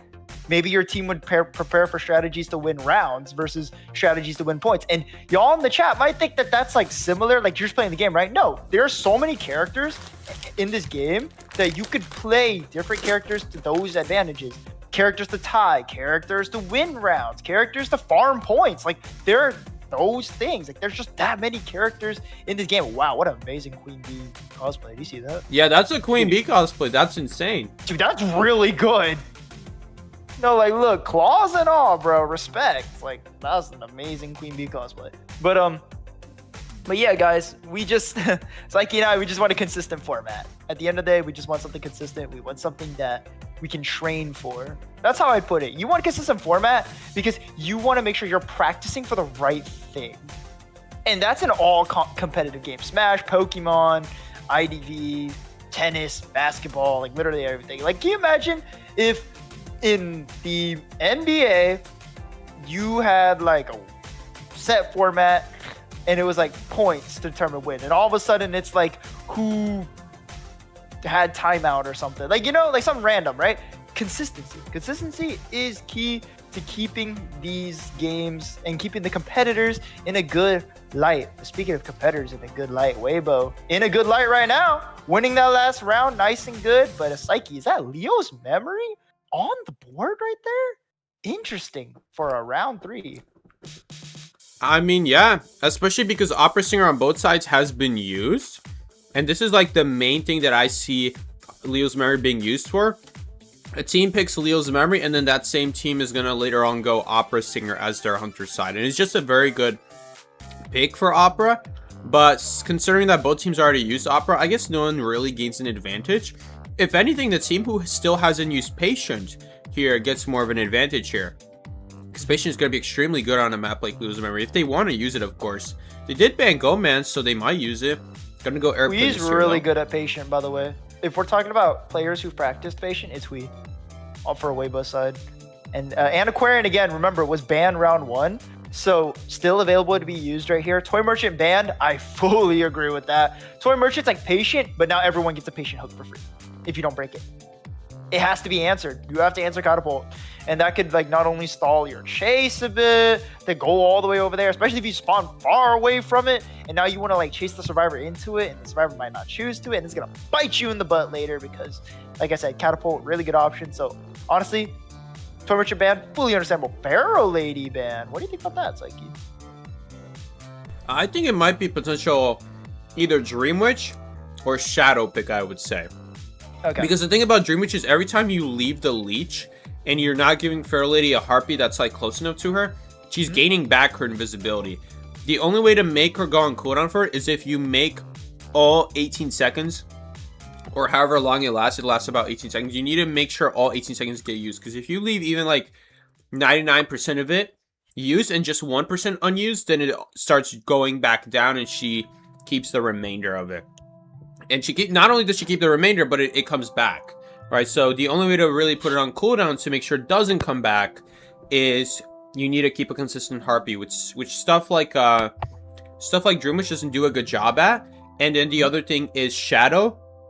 Shadow, because of the fact Fair Lady becomes invisible, when you attach the ghost, you make a tombstone, right? But then as soon as you teleport, the ghost is instantly off the survivor. Now, you could counter that by just making sure to scare the survivor first before you teleport. But even then, you don't have such an easy time as Shadow against Fair Lady either, because of the fact that if your strategy is to come back later and hit her, well, she's always going to have more ability to annoy you with. It just constantly comes back and back and back. So fair enough to ban her. She's kind of similar to Doctor, where if you hit her once and leave her, well, now she gets all of her strength back. Psyche, there is a character that I'm surprised wasn't used just because that he's both anti-Dream Witch and anti-Ann. What? Really interesting that he's going Ann right here. I don't know why. I mean, Antiquarian is a great survivor to get countered by Ann, but it's not like the rest of this team comp is like particularly like amazing for Ann. I mean, Ann is just a very like typical hunter. She's nothing special.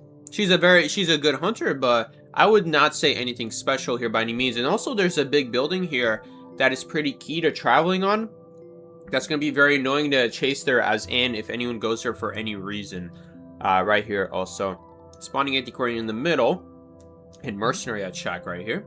But Psyche, not only did they not use Patient yet, and Weibo has that open, and it wasn't banned at all, but if you look here, there's no Professor. There was one character that countered both Shadow and Dream Witch, in my opinion. Oh, well, a little less Dream Witch because she could just force it out, right? But Shadow, like Professor. I think Professor is a great character for both of those characters, and neglected to be used here. I guess they really didn't think Dream Witch or Shadow was coming out here. Professor, Patient, the P's. Like, where are my P's? Where are my characters with the P's? Instead, you got Antiquarian, Mercenary. Mercenary's great, all-rounder. Obviously, Arrow this far also, in, what is PPZ good. Running right here? Why does he only have 3 traits on this Persona build? What is he running that it's not showing up? Is he running Horsefly? Does Horsefly not show up? I guess Horsefly doesn't show up, but he must be running something else, right? I was gonna say, did he neglect to... Surely he's running something else, right? He's not running chair speed up.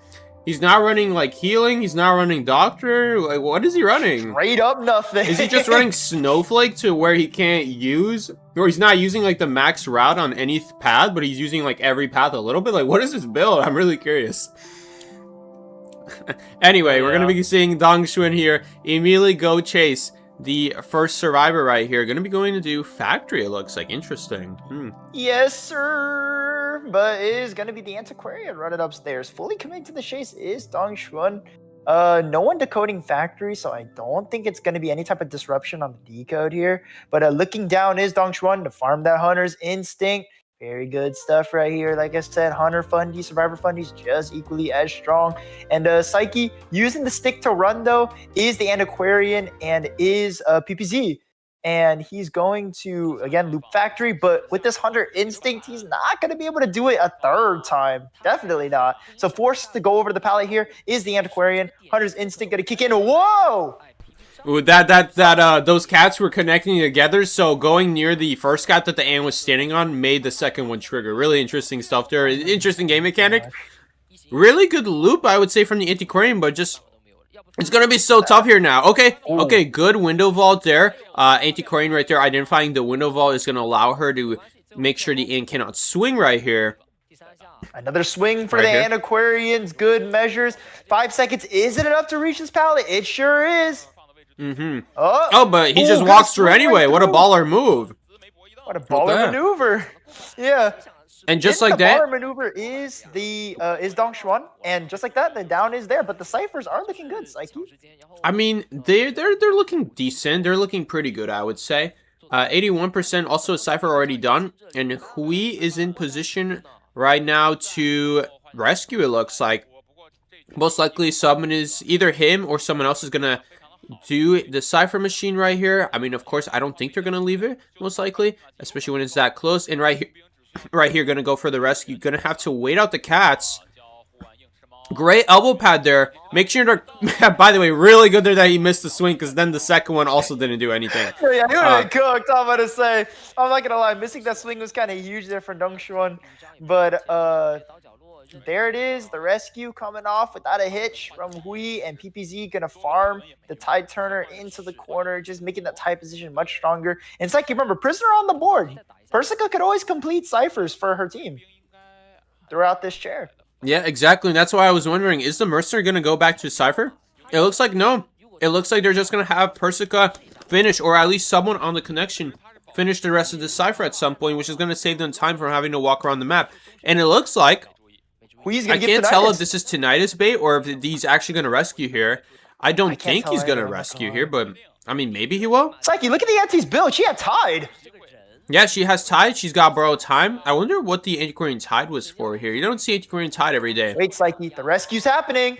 Oh, the bait. What you doing hitting that rock? Purposely elbow padding away so that he doesn't get hit before the cat stun triggers, but now he's going to get stunned. And the stun on the Mercenary is short because he's already been stunned, but the second cat... The second cat affects the ante as if that's her first cat, as if that's the first cat being used on her. So she gets stunned for the maximum time. Right here, this Cypher is going to be at 90%, and Mercenary's already starting another backup Cypher. Okay, it turns out that Cypher over there by the back actually had no progress there. So that was my mistake. Hard to tell. But right here, Airplane is going to get hit right here. Really good stuff right here from Dong Xuan here. Making sure to take good use of the mobility of his dashes. Able to get these hits off. And yeah, I mean, at this point now, though, he got his hit. He got what he wanted. And, I mean, what do? Do you just camp the Cypher for the rest of the game? Because the Prisoner's just going to keep connecting it. You literally cannot leave the Cypher for even 10 seconds. Otherwise, it's going to pop. Because he needs to, yeah, if it pops, Psyche, he's in trouble because he has no teleport. He's got to stall out for his straight. With no critical resources is Dong Xuan, but great elbow pad right there. Gonna avoid the hit. Persica now being seen by the Hunter. And look, Jelly is right back on that Cypher. Just like you said, Psyche, you can't even leave that Cypher for a second. It's now poppable. Going over there would serve zero purpose. Yeah. You should leave now. And yeah, right here, gonna go ahead and pop this Cypher machine. Dong Xuan, not really sure who to chase right here. I mean, he could go after the guy who just popped Shack, or he could go stop the gate. It's a hard call to make right here. I mean, Mercenary has no more elbow pads, but he takes a while to knock down. Aeroplanist is easier, but he does have a jetpack and a flywheel to work with. Prisoner has Factory. Yeah, and Prisoner's got Factory, so none of these options are gray. They got Dong Xuan here in a pretty annoying situation if he wants anything more than a tie right now. He has to be careful here because he still has to tie this game, speaking of which. Did he not see the airplanes, or is he just trying to find someone else? Did. How many jetpacks does this arrow have, Psyche? Just one. But, I mean, Dungeon here too, extremely scary. Just going to choose to teleport on the gate. Knows he has the time. Teleports purposely later before the gate is open. But without any cat, he was on cooldown when he did that teleport. Now he can't really kill anyone, so surprise factor is out of the question now that he's just standing here around waiting for his cat to come back. And this is going to give Airplanes an opportunity to now do the other gate, along with Mercenary to reach that other gate. Prisoner right here purposely kiting away. Good bait from Persica right here, now falling right for the pallet. And gonna bait him. Nice use of the ability. Yeah, and gonna bait him to put the cross on top of this pallet that she just is gonna bait. Oh! And now the Mercenary is gonna go ahead and body block here. Airplane has got to be a little careful here. And right here, Jelly right here gonna be able to get out. Right here, Persica could get body blocked. And she... Hold up, it's not over yet. This Mercenary is gonna go down. Wait, but not with a flywheel like that! Does she crawl? She crawls! And just like... What an insane body block with the flywheel, Miki. Bro, what was that? No way. No way. The flywheel eats the hit. A perfectly timed flywheel and a gate scramble. Wow. And the dude, the Mercenary saving the Prisoner's life, and then the Prisoner saving the Mercenary's life. Airplane is pushed to save, like that was like the airplane is pushed there. Every little bit really counted right there, because then that airplane is pushed made it that if they didn't get that little bit of distance, that Mercenary probably would, or that Prisoner probably would have gotten knocked down right there before he could escape. Wow, that really that really came down to every little thing mattering there. They're able to get a 3-man escape. That is insane. That is the best thing that Weibo's Hunter could have asked for. Yes. Like now he's cracking his knuckles, bro. Like, I'm Yeah. pretty sure you see the towel, right? Yeah, I did not expect an Ann to get 3-man today. I mean, it takes a lot of teamwork, but that was insane. Be able to get all those things together. It's like, you heard me too, right? I said, it looks like it's going to be a tie. And the person goes like, nah, Miki, Dude. you hush. Let me show you what's good. Yeah, like, yeah. Did she dodge that cat? And I'm like, oh, dodging the cat. That's very cool. She's probably not going to get out here still, though, right? And then she does. And coordinating with the mercenary here. Aeroplanist never did the other gate. Aeroplanist came back. Mercenary came back. No one left her. They just went back to the gate and now they're helping her. So really, really good stuff. I mean, like I said, like we said earlier, like putting your eggs in one basket maybe wasn't so good the first round. But right here, it was really good. Really good because Dongshuo never turned around and there were 2 people right there that he could have gone after, but he didn't expect. So right there, then that came back to bite him, and that was extremely good this time it makes on a lot Weibo's. more sense. Weibo's end right there. Worst case scenario, Psyche, they tie, right? So putting all your eggs in one basket is fine here. Like, they were basically doing a Hail Mary with that, right? You have to pray you hit the Merc. Pray the stun isn't long enough to get him killed. And the person composed the baller maneuver to flywheel and absorb the hit. That was insane. Like, Psyche, they well earned that 3 out. Like, well earned it. Like, backs against the wall. I'm not gonna lie, with a deeper gate, like Moonlit or Ever Sleeping that one gate, that could have been cooked. But Leo's doesn't have a deep gate, in my opinion. Do you know what I mean when I say that? No, what do you mean when you say that? Like, you know how there's a point between the gate, there's like an invisible wall where it's gonna count that you escaped to count the point, right? To count the survivor. Oh, yeah. Every gate is about the same, though, Miki. It is? It's actually measured to a T like that? Yeah, yeah, it's all about the same. It's about the same for all the gates, yeah. Are you sure? Yeah, I'm 100% sure. You sure? Yes. No. Is there actual like data, frame data, where you can see the invisible wall being about the same for I mean, each Miki, gate? we're talking, if you really want to measure, it would be at most a meter difference. Like, a meter difference is Could be a lot. not the end of the world. It's about the same for every map, trust me. The Okay, only reason man, I I'm think just you saying. feel that Leo's memory isn't as deep is because what Leo's memory is different from compared to the other maps is that the gate sticks out more from the edge of the map. Like, think of how Patient Hook can like hook into the gate, right? Yeah. You can do that, but you can't do that under the maps. On the other maps, I should say, because the gate is like trapped inside of the edge of the map. But on Leo's memory, it sticks out more, so it leaves out these openings. I guess that's the only thing that's like, yeah, it is technically closer to the edge of the map if you count the edge of the map as the boundaries, right, that you see along all the edges of the map. But in terms of the actual distance from the doors to the what counts as exiting, that is the same. Right, that is the same. The only thing that's different is that the doors are more sticking inside of the map rather than connecting with the rest of the edges of the map like on all the other maps. Wow, Psyche with the map knowledge. You know this game to a T, huh? Well, yeah, I mean, it's all about the same. It's about the same. I highly doubt that there's any map that's different because I don't feel a difference. They all feel like you need to take the same amount of seconds. The moment you pass through those doors, the door boundary, it always takes about like 2.5 seconds to actually escape. It's no different for any gate. That would make the most sense, and that would be really good. But dude, I can't help but feel the Moonlit gate at 4th is so deep. Not only that, the Ever Sleeping gate at what's it called? At Quarterhouse, I also feel that one's deep.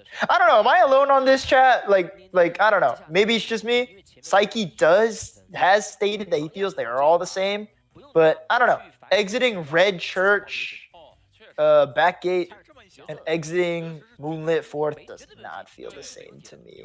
Again, could all be in my head. And Psyche, what does that mean? Do you see that? It's like a little green apple looking dude. Dude, China memes are a different breed, bro. I'm not even gonna try to understand. They're like, elite, bro. I think they have us beat. They have us beat in the meme department. Yeah, I don't know what's going on. But as you were saying, if Weibo's Hunter right here can get a tie, his team does just win here. So they're up by 1 point right now. So as long as he ties, it would just be even. But in the case that FZ, man, I forgot their full name. FPX.ZQ? FPX.ZQ, in the case that they win this match, that would be a 2-point lead, and now they would actually be the one winning. So no matter what, this match is going to come down to this second half right here. Okay. And nothing else here. There's not going to be a round 4. It's just going to come down right here to the points. And of course, we have to remember that at the end of the day, even if they somehow were ahead in points, I mean, there'd be no way, because right now they just pulled out a 3-man escape on Weibo, and right now Weibo would actually win the round right now. So there's a lot of reasons. Dude, look, he's already banning prisoner. He's preventing tie conditions. Yeah, so making sure to ban that prisoner. We saw how good the prisoner was there, and making sure that the hunter cannot really leave the cipher or do anything, because at the end of the day, it's just going to get popped no matter what. And in that kind of situation, prisoner is extremely annoying, because it's just, he's always going to be able to connect it every 45 seconds. But yeah, bring out the forward here, try to get that support value out. Explorer, there's the quick decode, the makeup for the prisoner. Pharaoh and Matador, is that last ban? Is that Matador? Yeah, the last one is Matador. Choosing to ban Matador here, very annoying survivor, very good at kiting, and potentially even supporting his teammates. Yeah. Just Matador sure is that X Factor survivor, and the win I agree with that. He can kite you really long. Or sorry, not the type of not the tie options, because they don't want to tie, but trying to get rid of as many win potential as possible. Forward definitely going to be trying to be going for a win here. Definitely a big support character. Don't see him that often, but he can be very good. Depends though, because it depends a lot on what hunters you play. He definitely does one thing very well, and that is making sure that a hunter is unable to play a lot of the hunters in the game that would get countered very well by forward. So even if he doesn't play a hunter that gets countered by forward here, you do keep in mind that at the end of the day, he has to choose a hunter here that doesn't struggle against forward. Otherwise, he would actually lose this game. So, I mean, it just negates a lot of options, a lot of potential hunter options right here for this hunter for Weibo Gaming.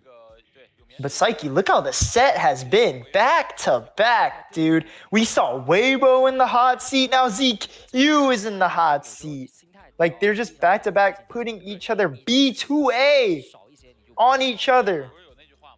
And that's what you love to see at the top level competitive here. Now, I don't know what hunters maybe he could go here to close it out, seal the deal for the set win. Shadow is banned on the side of the survivors, like they are going to ban it. Hula Blue is online, could be a dangerous choice here with given the survivor pick here though. Hula Blue is available and online. QS is online.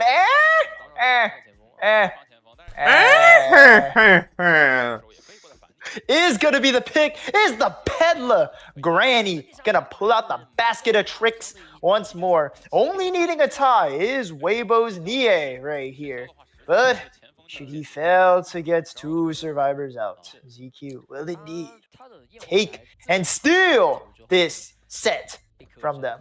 So, will Nie close it out with a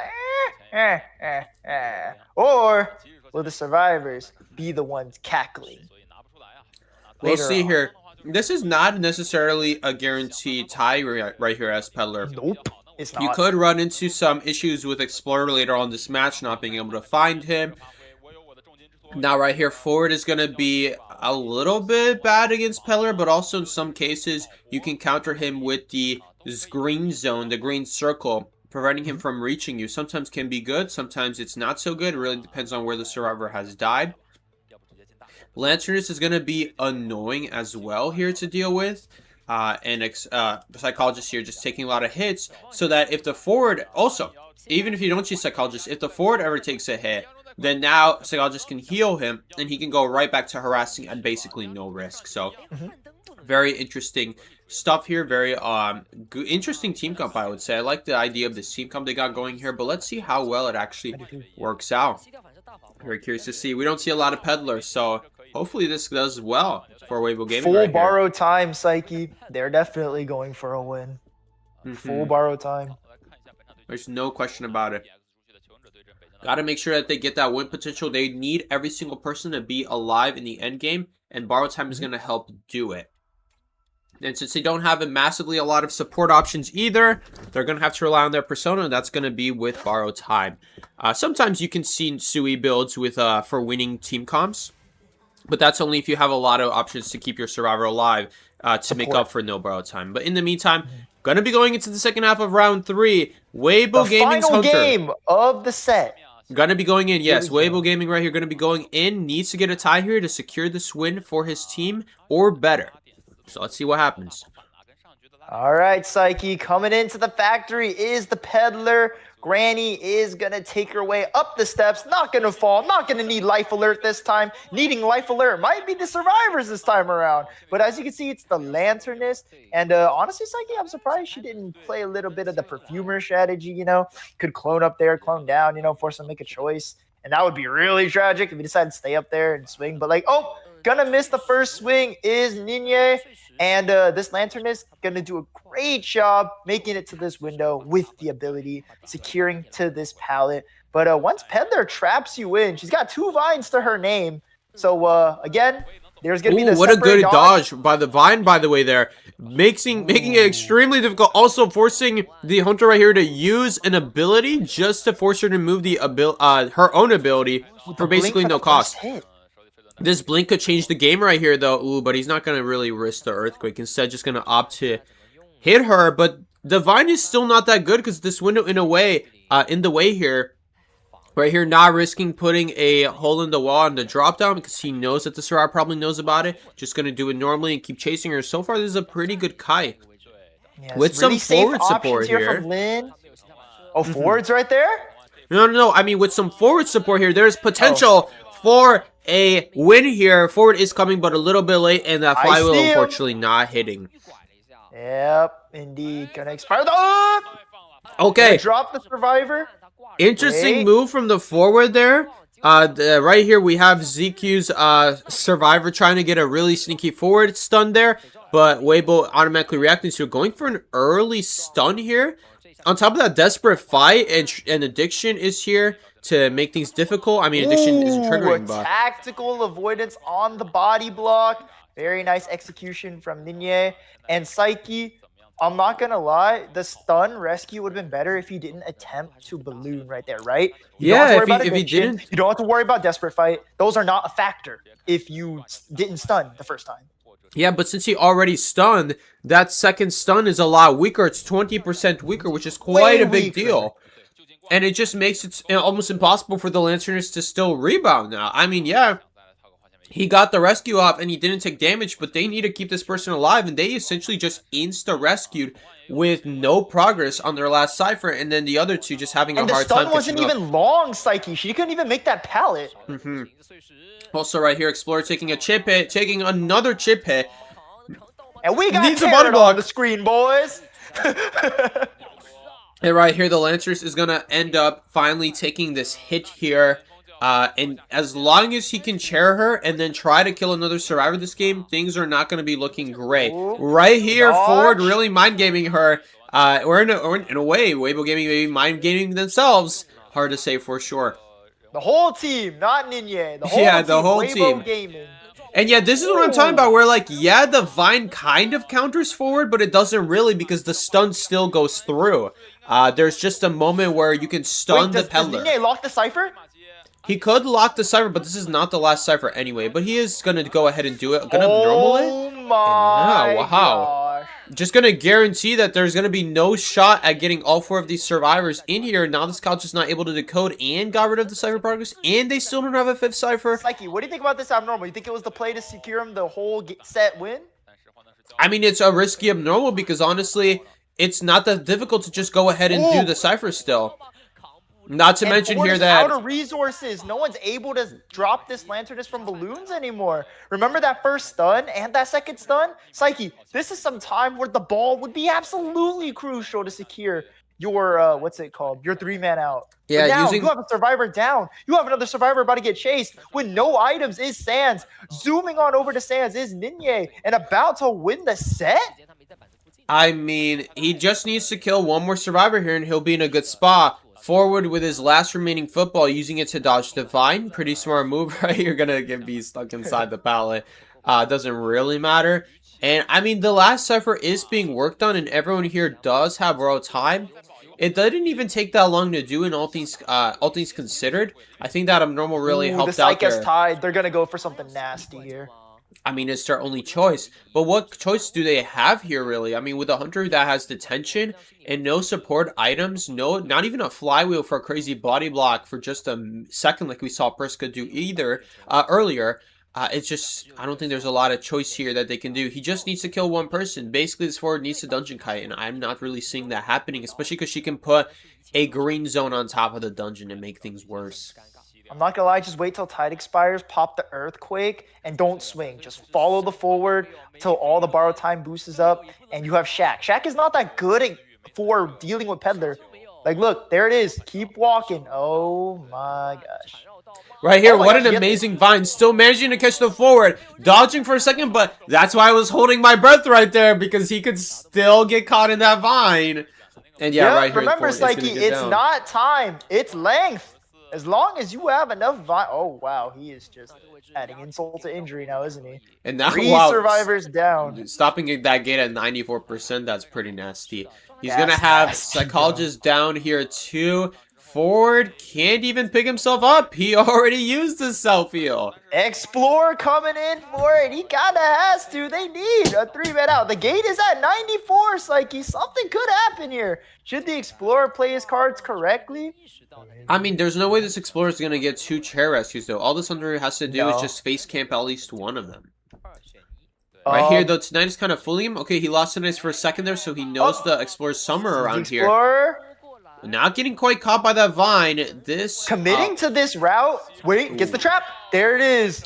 Great use of the vine right there. We don't often see the regular ground use of the vine use, but right there it was extremely good. The snare, and Weibo gonna win the set in a breathtaking game 3, 1-1. B2A, both sides, but Weibo standing above just this now. And Psyche, this is a run back. I'm pretty sure Weibo lost last time they went against EQ. And got elim'd at Koa. So how about them apples? Not the golden ones, the regular ones. Yeah, absolutely. They did a really good job with that 3-man at the end. They're just putting ZQ right here in an extremely difficult position right here. Yeah, extremely impressive 3-man right there. I mean, what can I say? The jetpack, the mercenary body block, the forward prisoner... not the forward prisoner, the flywheel prisoner saving the mercenaries. Also the fact that none of the cats hit the prisoner there, because at any point if it hits anyone that is not the mercenary there, it would have been just a load of trouble right there for the team. They would not be able to get that win like they did right there. But hitting exactly the mercenary, then hitting exactly the flywheel, and none of the cats hit the prisoner or the airplanist was very important there as well. If any one of those things happened, would have been a very different game. But yeah, there you guys go. Weibo Gaming is gonna, in the end, pull out that win after a very scary start. Gonna end up finally getting that win potential right here. So great work from Weibo. Congratulations to them and all people who were rooting for Weibo.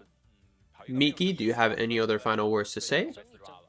Weibo, let's go! But honestly, no, I'm kidding. But ZQ did do very, very good. I was insanely impressed with Dong Xuan's use of Q, especially because it seemed like that hunter was completely out of rotation. Dong Xuan saying, nah, this hunter's still good. Let me show you, right? Shows it with the 4K, makes a very good read on the survivor's choices right there, and hits the soul read, gets a 4K with that read, Really good stuff. But man, the Opera game also just clutching it up barely. We might see Prime Dong Xuan back, bro. He's pretty darn near close to his prime at this point. However, that and game, absolutely tragic. He went and to secure ties. He went for the safe route, and it got him punished. He went for the safest thing he could do. Yeah. And usually very, very good at getting ties. Almost had one right there. Survivors just had to clutch up. Persica with the baller maneuver. Definitely, in my opinion, if we're talking about important plays, it was that one. She should get the MVP. Absolutely, that was an extremely impressive showcase there.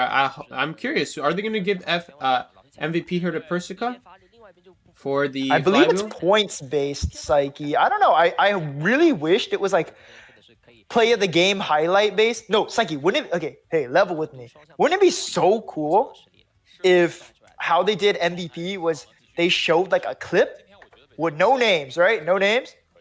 And then when that key moment hits, boom, it's cinema, zooms in on the survivor, name above. Or the hunter, name above. MVP Absolutely. because they hit an important part. I think that'd be so baller. But I like how they do it now. I just don't like how it's by points. I think it should be based on the importance of contribution to the team. And in this case, Psyche, don't you agree? It was Persica. I mean, I think the hunter also did a lot of good work there, making sure that he gets those big 4-kill or 3-kill kills right there. I think made a really big deal. Persica really just made a difference in one match, if you really think about it.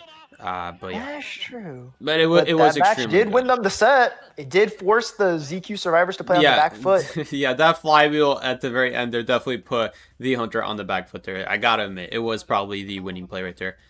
But yeah, looks like we might see in just a second here who is going to be the MVP player here. I'm very curious. We're going to see in a second here. But yeah, you guys can see Pella right here doing her best and ending up with the best. You don't see Pella getting 4-mans that often nowadays.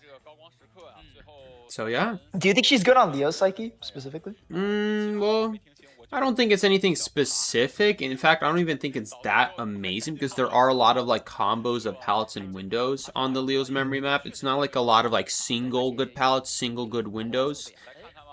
It's like a combination of like 2 pairs of palettes, and that's what Peddler like really struggles with, like, because then you could loop those 2 palettes. Even if you put like a hole in the middle, you could always get pallets done right there, and it's always enough. Wait, Psyche, do you see the logos down there real quick? All the logos, X's and checks. I think those are set counts. So right now, it is a 4 to 1, 2, 3, 4, 7 set. So Weibo is positive in sets against ZQ overall of all time, I'm pretty sure. But as you could see, a lot of them, you know, ZQ did get a lot of like good wins against them. Like pretty close set. It's not like it's like 10-0 or anything, you know, like by any means. ZQ is still keeping it quite competitive with Weibo. I do believe that's what that was. I don't know what else it could be. Yeah, I don't know. I don't reach IDs. I don't reach IDs. Can you correct me if it was that? Or if it was something else, maybe it was just the rounds. Yeah, does anyone know what that was down there? Is that what are they showing down there? Yeah, I don't know, but all I know is that's gonna do it for set number 1. And dude, that was a great set. Honestly, I saw a lot of. Whoa. And it looks like yes, the MVP went over here to the Hunter side. Really did a good job here, making sure to get wins for his teams. Just overall and you're right, it probably is based off deduction here because he has right here 11,792. So it's points. It is deduction, right? Deduction points, same thing. Deduction Low points, key, you get rid of the same thing. They definitely should do one for both. Why not MVP, Survivor, and Hunter? Right? For the winning team? Yeah, it would be nice because how many times do you see the Hunter get the MVP? Like, it's all the time, bro. It literally all the time. Hunters take the MVP. Netties, please. I need to see some banger highlight, instant replays, Survivor and Hunter MVPs. Like, there's 2 factions in this game. Don't forget. I know, crazy, right? 2 factions, but excellent work from Ninye, honestly. Well-earned MVP, in my opinion. Psyche, like you said, he was quite consistent with his Hunter performance, wasn't he? Yeah, he was very consistent with the Hunter performance. But yeah, good work from Weibo Gaming, making sure to, just secure the lead that his survivors gave him right there, especially that round 3. I see right here someone in the chat is saying, where is it? Someone in the chat is telling me about someone writing comments on all my live streams. Listen, bro. What? I checked the last few live streams. I haven't been seeing who is leaving the essays. Maybe I need to go deeper back then. Under every single stream, someone is writing essays apparently, but I'll try to find it. If you're still here, let me know who it is. Commentating in the third person? Because Psyche, that's how I got into commentary. Like, what's it called? I started by writing hella paragraphs while like games are going on. Because let's be real, dude. Sometimes I'm not gonna miss names, but they will miss important details. So I would like to point them out in the chat. I would like type, and then the people would be like, "Wow, that was good insight." And I was like, maybe I should commentate. And here we are, invited by Psyche himself. Very nice. But here comes the interview. Persica, Nie, honestly, both of them are the MVPs here. So I'm very glad that they picked these 2 for the interview. Anyway, guys, that is going to be it for now. We will be returning back with Act versus GR in a few minutes from now, so stay tuned for that. In the meantime, guys, go get a drink of water, use the bathroom, anything that you feel you need to do. And me and Miki will see you in just a few short minutes. Take care, everybody, and we'll see you in a bit. Be right back.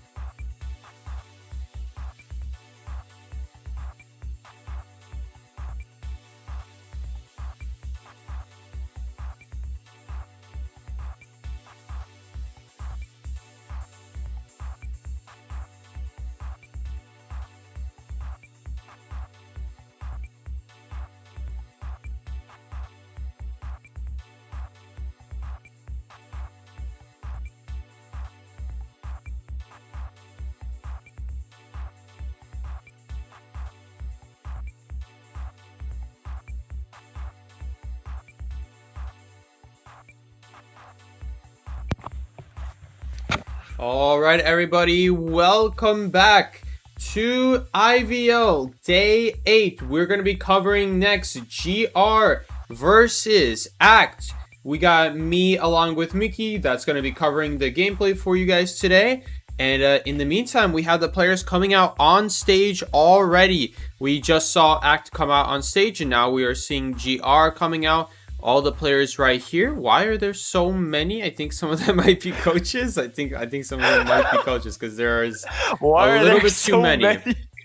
There's a little bit too many. Each team is allowed to have 7 players, so 2 of them must be coaches because there's 9 people. I swear to God, bro. It's a whole that operation. Paycheck is getting split many ways. Yeah, it's a whole operation out here trying to have each person have a role, but in the meantime, though, guys, we're going to be waiting for the first matchup to begin. While we are waiting for that, it is me, Psyche, along with my co-host, Miki, right here. Everyone welcome Miki. Miki is disappearing into the background as he's trying to do some weird things. Yeah, you're disappearing into the green screen. That's IVL, bro. I can't do the... I guess you're doing... V. You were like disappearing into the background. You're like getting Thanos snapped. Oh, there go my hands. All right, but it does look like we are already going into the map picks here. So it looks like GR. So by the way, you get to have 2 map bans now in the first round. It looks like GR is going to ban Lakeside and Darkwoods, and going to go ahead and lock in the Eversleeping. We are seeing a lot of Eversleeping Queen B, so it could be a potential Queen B pick here from Act. We'll have to see here whenever they pick it, whenever we see them ready. But in the meantime, though, guys, I'm going to be waiting here for the next matchup to start. And we saw Act already play yesterday. Very good showcase of gameplay. I wasn't expecting them to do that good. But they were doing a very good job. Very impressive plays from Act. But are they going to be able to compete with GR? GR is many-time world champion of Call of Abyss now, but that was many years ago as well. Are they still going to be able to keep up? We've seen them do good before, so I think we're going to have a good matchup on our hands. Mickey, what do you think? So, who did Act go against yesterday? Who did Act go against yesterday? Off the top of my head, I'd have to look at my own stream, dog. Give me a second, bro. But in the meantime, we're going to have Act, Survivors here, and Hunters all show up in the same spot. So ZZ9, yes, sir. Yes, so I do remember seeing ZZ9 yesterday, and yes, they did definitely play yesterday. And also, we got Miki's favorite Hunter right here. We got Jin over here. Yes, Miki sir. loves talking about Jin. Oh, this is great, bro. This dude's got a nasty hullabaloo. This dude's nasty at QS. Like, he's nasty at a lot of Hunters. I can talk about Jin all day. His lineups and stuff like that. And I really do think he's like one of the best Hunters right now. But it's not just about the Hunters. Gotta be the Survivors, too. We're gonna see if GR can take it against ACT. A pretty good team. So, like he said yesterday, they did do very well. He's quite impressed with their performance, so we're going to see if they can bring that energy and that level of play today against Glory. To the Glory goes the winner of this set, so we shall see. So I just checked what was going on yesterday, and yesterday they played against Dow 5, and they did end up winning against Dow 5, and it was a very interesting match right there. It came down to them winning round 1 and round 3. Even though they were down multiple points, they actually still counted as winning because they won more rounds. So kind of like 5v5, kind of like a rule set, if that makes any sense. Like, you guys essentially like play 3 different matches, and whoever just wins more matches than the other person just wins, or whoever gets more escapes in that single win is what it goes around. 1-click participation, guys. Lottery. Anyway, right here we're gonna see Lingyan. Yeah, I think everyone gets the same ad when they're watching these live streams. Right here, we're gonna have Lingyan right here be the rescue main. We saw him yesterday doing some pretty clean rescues. And right here, this guy is typing to someone, it looks like. I believe this is the last hey baby, survivor. I'm about to whoop these Hunters. Yeah, for sure, Miggy. Yeah, and then right here we're gonna have XY going right here. Lucky Guy Patient is gonna be his picks. This man is also seeming to be typing like crazy. Don't know what's going on here.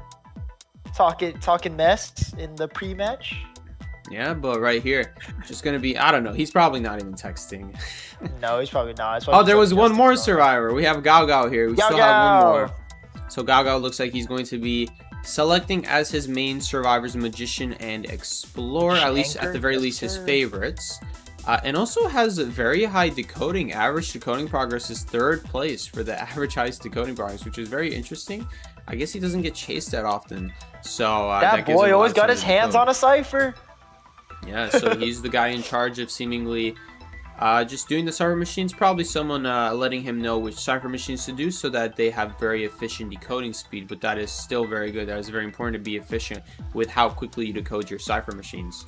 Right here, we see Axe Coach right here. And we're going to be moving on to the Hunter of GR, Jin. Nowadays, we see Jin representing GR's Hunter side and a very strong Hunter at best. Right here, he is the 1st place for average eliminations and 1st place for average 4 elimination rate. So very good stuff here. Very impressive stats right here. Of course, being first at anything is very cool. But right here, being the best at killing the survivors means, suggests that you might end up being the best Hunter right now in the whole tournament. Very high stats right there. So we'll see how he does today. Is he going to be able to keep up those 3 kills a match, or will he fall behind a little bit today? We'll have to see. In the meantime, we see GR's coach, Super Q.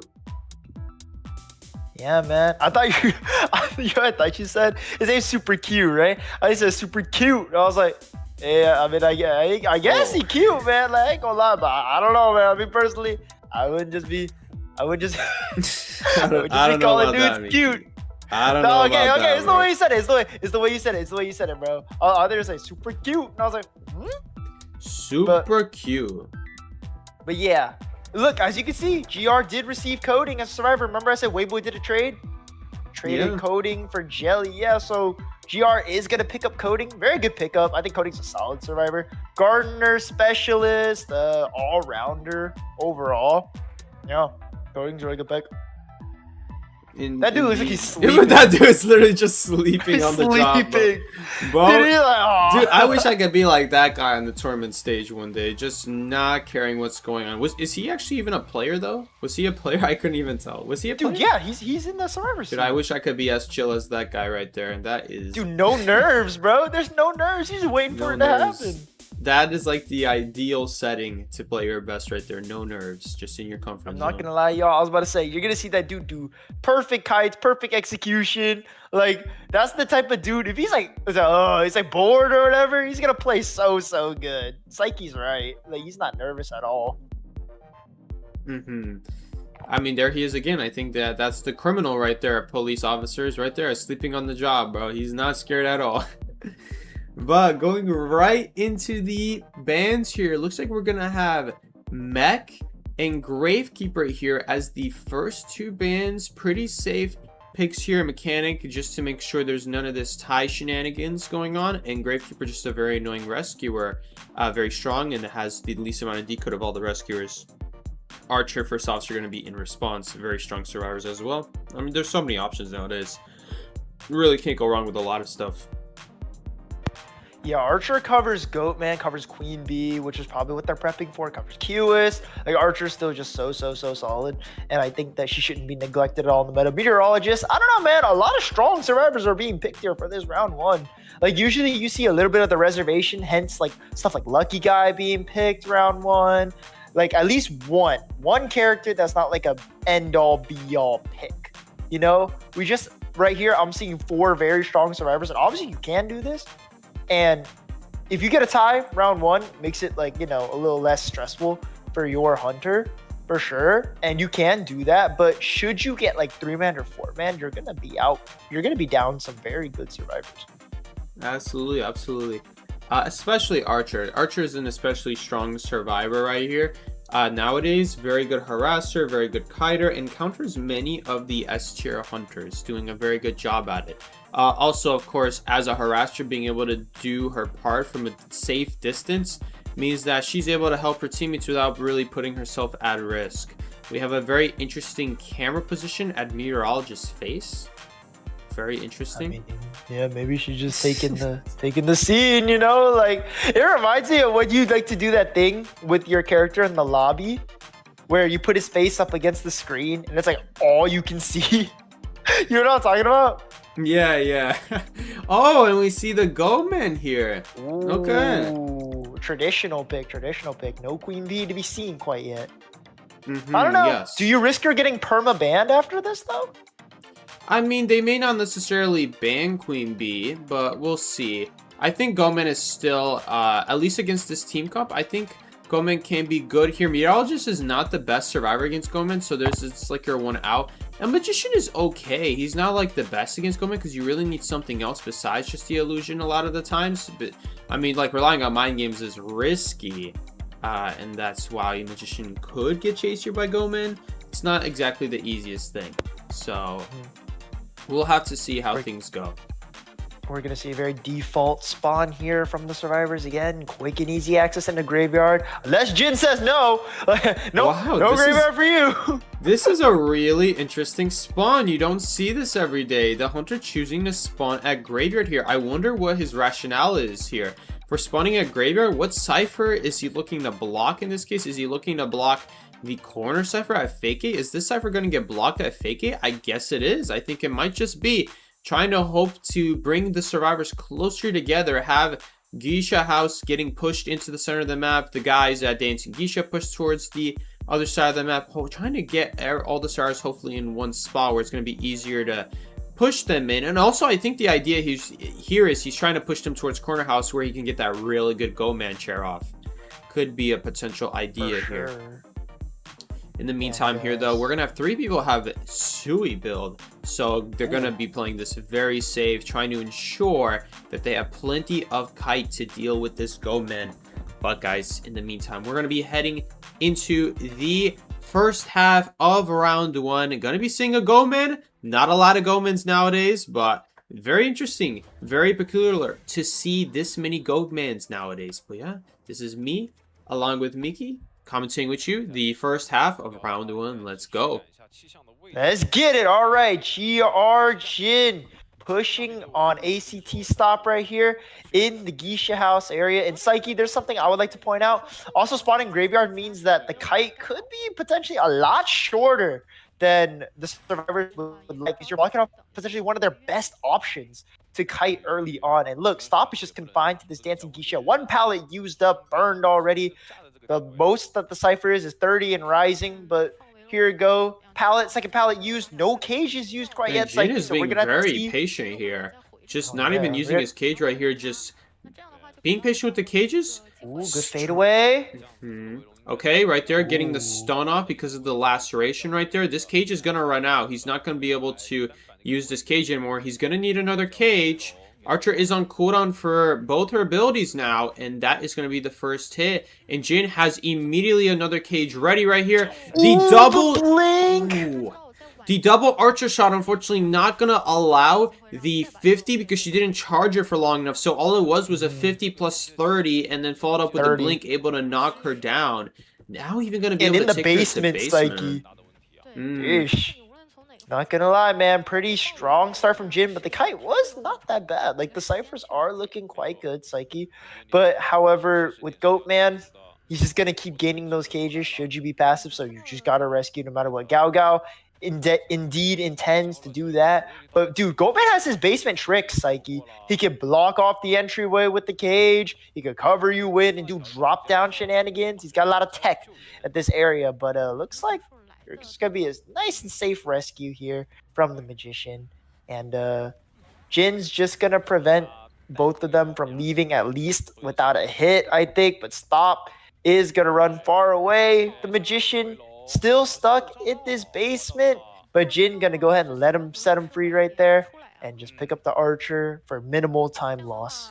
I wonder if that's worth it right there, to be using the cage just so Magician can't get out the basement as quickly. That was basically what it did right there, because since someone is inside the cage, in other words, the Archer, the Magician from the inside of basement cannot break the cage and escape the basement. So, wonder what that was for right there. It didn't seem like it did a whole lot, but maybe there's something I'm not accounting for. In the meantime, first officer right here, going to be going for the rescue here, not going to get the drop down hit. And honestly, all things considered, this is a pretty good situation for Jin right here. The 4th and 5th cipher doesn't have that much progress, though a little bit scary on the 90% cipher. As long as he can quickly knock down this archer, he is looking at himself a situation where maybe he can stop the last cipher machine, but it all depends on how quickly he can kill this archer. Not going to be that easy, though. Not with this flywheel, not with this bow, so we'll see how it does. Already, though, missing the shot, which means all he has to do is just stand still, and he could just adjust the size of the cage. Afterwards, Archer! Oh, he went for a read, but it did not pay off. Archer gets 2 cages out instead of 1. It's like, that's pretty huge, I'm not going to lie. It may seem like irrelevant, but that's 2 instead of 1 cage. That's pretty good. I'm not so sure he did that on purpose, Mickey. When you swing as Goman, it prevents you from walking through cages, and that's what it looks like it happened there. It looks like he meant to walk through, but he swung a little too early, so... right here, gonna teleport on the last cipher machine just on time, right before the cipher machine can be popped. And just like that, we're gonna see, oh, the magician actually not getting killed here because he messed up the cage by just a little bit right here. Gonna try to take down this magician, or does he go after the cipher? I guess he'll go after the cipher, but the progress is slowly adding up.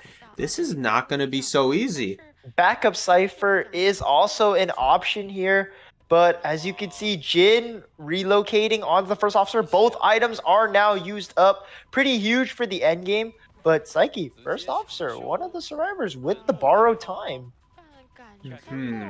Right here, first officer going to stall out as much time as possible here. They essentially have the ciphers done. 5% is not that hard to deal with. The only issue is that you don't want to pop this cipher with so many people here. Right now, the meteorologist just got so many cages out right there. Well, 59 energy to be specific. Spent a flywheel and a win to get it out, though. And now, who says that Jin still has to swing at them?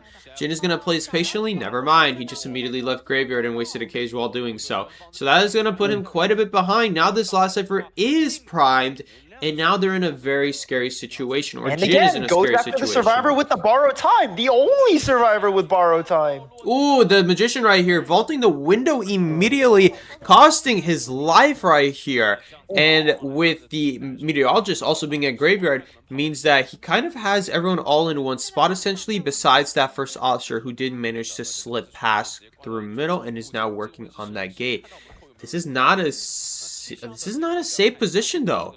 He might get tinnitus here. He barely doesn't get tinnitus. And now it's an option too, Psyche. Oh yeah, you're right. Teleport is also here, and this is not a safe game by any means for the survivors here to try to get this tie. Jin could totally get a third knockdown here. Let's see if he gets it. Wow, what an insane cage! He actually showed up inside the cage, the pallet there. Now he has to teleport. Follows up with a teleport. Now this meteorologist goes down, and I think that might be GG. I don't think this first officer is going to be able to get up in time and not get found. Keep in mind, I think this Goldman is... get on over there. He can change the size, I believe. Yeah, so he's going to make it the biggest size, and he's just going to wait for maybe just one cage here just to guarantee no one gets to the chair, and now he can even make a second one. Well, he could have for a few seconds there, and now he's just going to have to wait for the 40. But, I mean, he's probably just going to go to Corner House here if I had to guess. I mean, that's probably the most likely place to survive is just feeling out tinnitus right now. Trying to figure out, okay, is the survivor for sure at Corner House? Yep, I think he has figured it out. For sure at Corner House. First, checking behind the Corner House to see if he's behind there. If no one is behind there, then most likely it's going to be inside. Let's see if he can find this first officer. Hopefully he doesn't miss him. He's going to do it. Does find the first officer for the 4-man knockout. Is GR Jin. And Psyche, remember what I said about ACT using all these good survivors? They didn't even like save one of the really, really good ones. And I said, if you do this and you get 4-man eliminated, you are now missing 4 very strong survivors. Like there was no fallback plan. It's just all in. They went all in on round 1. So we're going to see how this proceeds to affect ACT's survivor side. But excellent work from Jin. Couple mistakes there as we saw, Psyche, right? Would you say he made a couple mistakes there? Not exactly perfect. I mean, it wasn't a perfect game right there, but Jin right at the very end identifies that Magician and Meteorologist are on the same side of the map. So instead of trying to chase... I mean, honestly, you could have also chased the first officer there. There were a lot of good options because the problem was for the survivors there that when they did the pop, they essentially had everyone relatively close to each other. Magician and first officer are literally on top of each other. And Right. then you got Meteorologist, who's not that far away from Graveyard. In terms of Go-Man distances, that's not a very far distance. He's able to very Not at cover all. that easily, forcing the Meteorologist to walk in a big circle around the map right there. Just to avoid getting seen by the Go-Man. And in the end, she wasn't really able to get to the other side of the gate, other side of the map to get to the first officer's gate. First officer let it go. Then she went and did the gate too late as a result.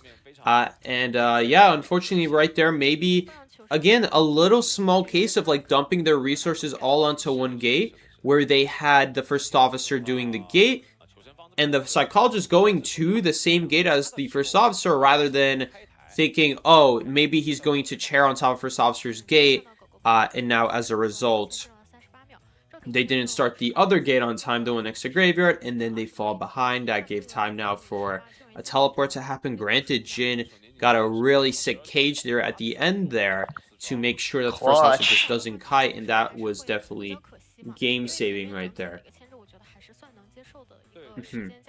So yeah, No, yeah. That was excellent gameplay for real overall. That was just very, very, very, very clean. However, like you said, it's gonna really depend on if Zez9 can eliminate GR survivors here. Already giving them a great start is their hunter. So we're just gonna see how this proceeds, Psyche. absolutely, absolutely. And I must say there, this is gonna be hard to match here as the hunter side. I mean, again, it was the hunter who did the 4-man, so now the hunter side from Act is going to have to match that 4-man if they don't want to lose this round.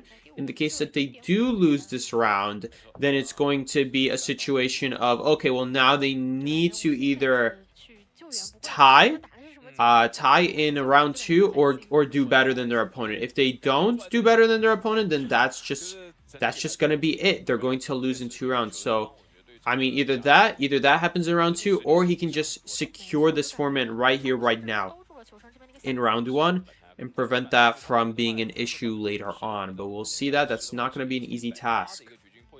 We'll just have to see. Wait, but I did notice something. GR picked up Heart. Heart is a really good survivor. Like, this might have been GR's like saving grace. They changed their survivor roster pretty significantly. Like with AK retiring, AK being one of their better survivors for sure. I'm pretty sure having Heart is like really good. I don't know if they still have AC or if they changed out. They still have CTA for sure. But if they have AC, that would be really good as well, because I thought he was like one of GR's better survivors. But it looks like a complete roster change here. Maybe it's going to benefit them. I will say, in no disrespectful way at all, GR's survivor side was the one that was needing a little bit more, like, what's it called? A little bit more, need to push a little harder towards those points, as like Jin would be delivering, and then survivors just cutting it a little too short to get round wins for them. So we're going to see if the survivor roster switch, this entire 180, is going to benefit them. But a lot of these survivors I do not recognize, but for the ones that do, these are really heavy hitters. Like, trust me on this one. Absolutely. We'll see how they do here. GR survivors have performed fine in the past. Let's see if they can prevent this hunter from getting a 4-man here. That's going to be the main win condition for them this round. Is going to be their focus. Right here, Moonlight, the only hunter he has on his list of hunters is going to be Queen Bee right here. But I'm definitely certain that he plays other hunters as well, though. In the meantime, though, going to be waiting for the match to start. And yeah, I mean, Queen Bee is a potential. I'm just surprised we've seen this many Gomans, which is kind of silly to say, because of course Goman is literally one of the best hunters in the game, if not the best hunter. But, I mean, brother, the amount of Queen Bees we've seen just makes me feel like, it's honestly shocking whenever we don't see Queen Bee nowadays, especially in what's it called? Right here in IVL.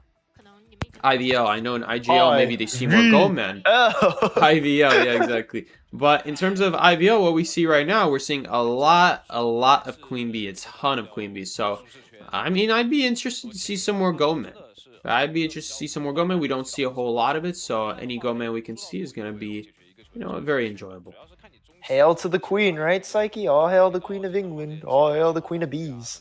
So, I mean, right there, as you can see. She's really getting it done in her debut.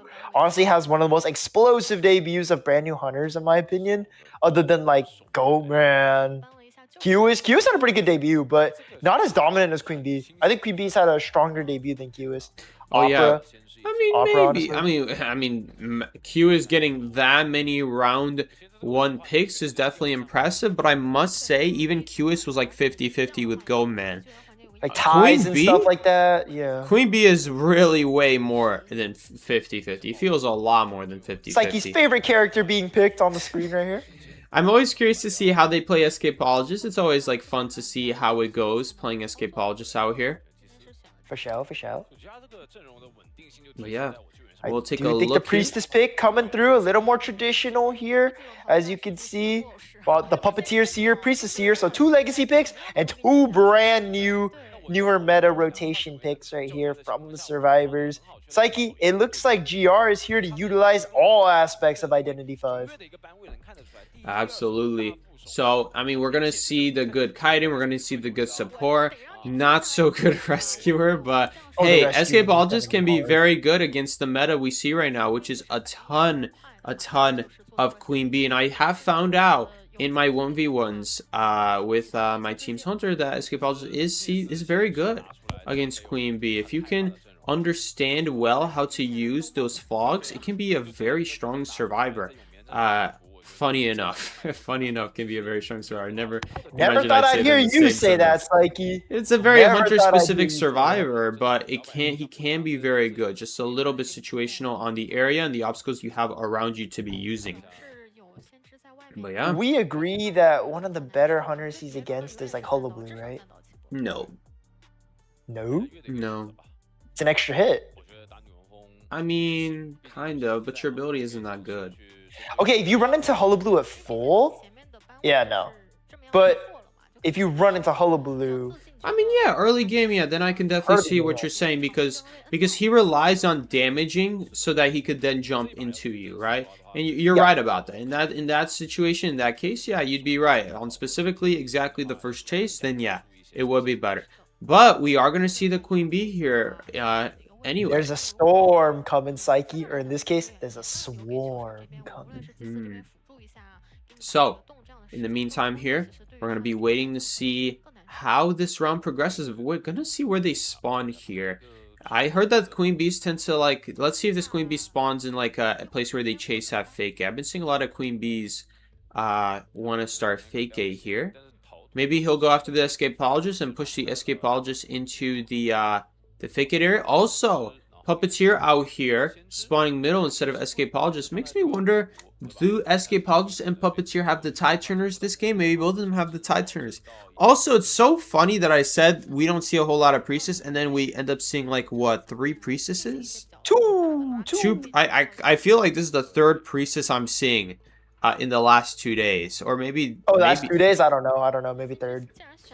Yeah, but I feel like I've been seeing a lot of priestesses lately, more than usual.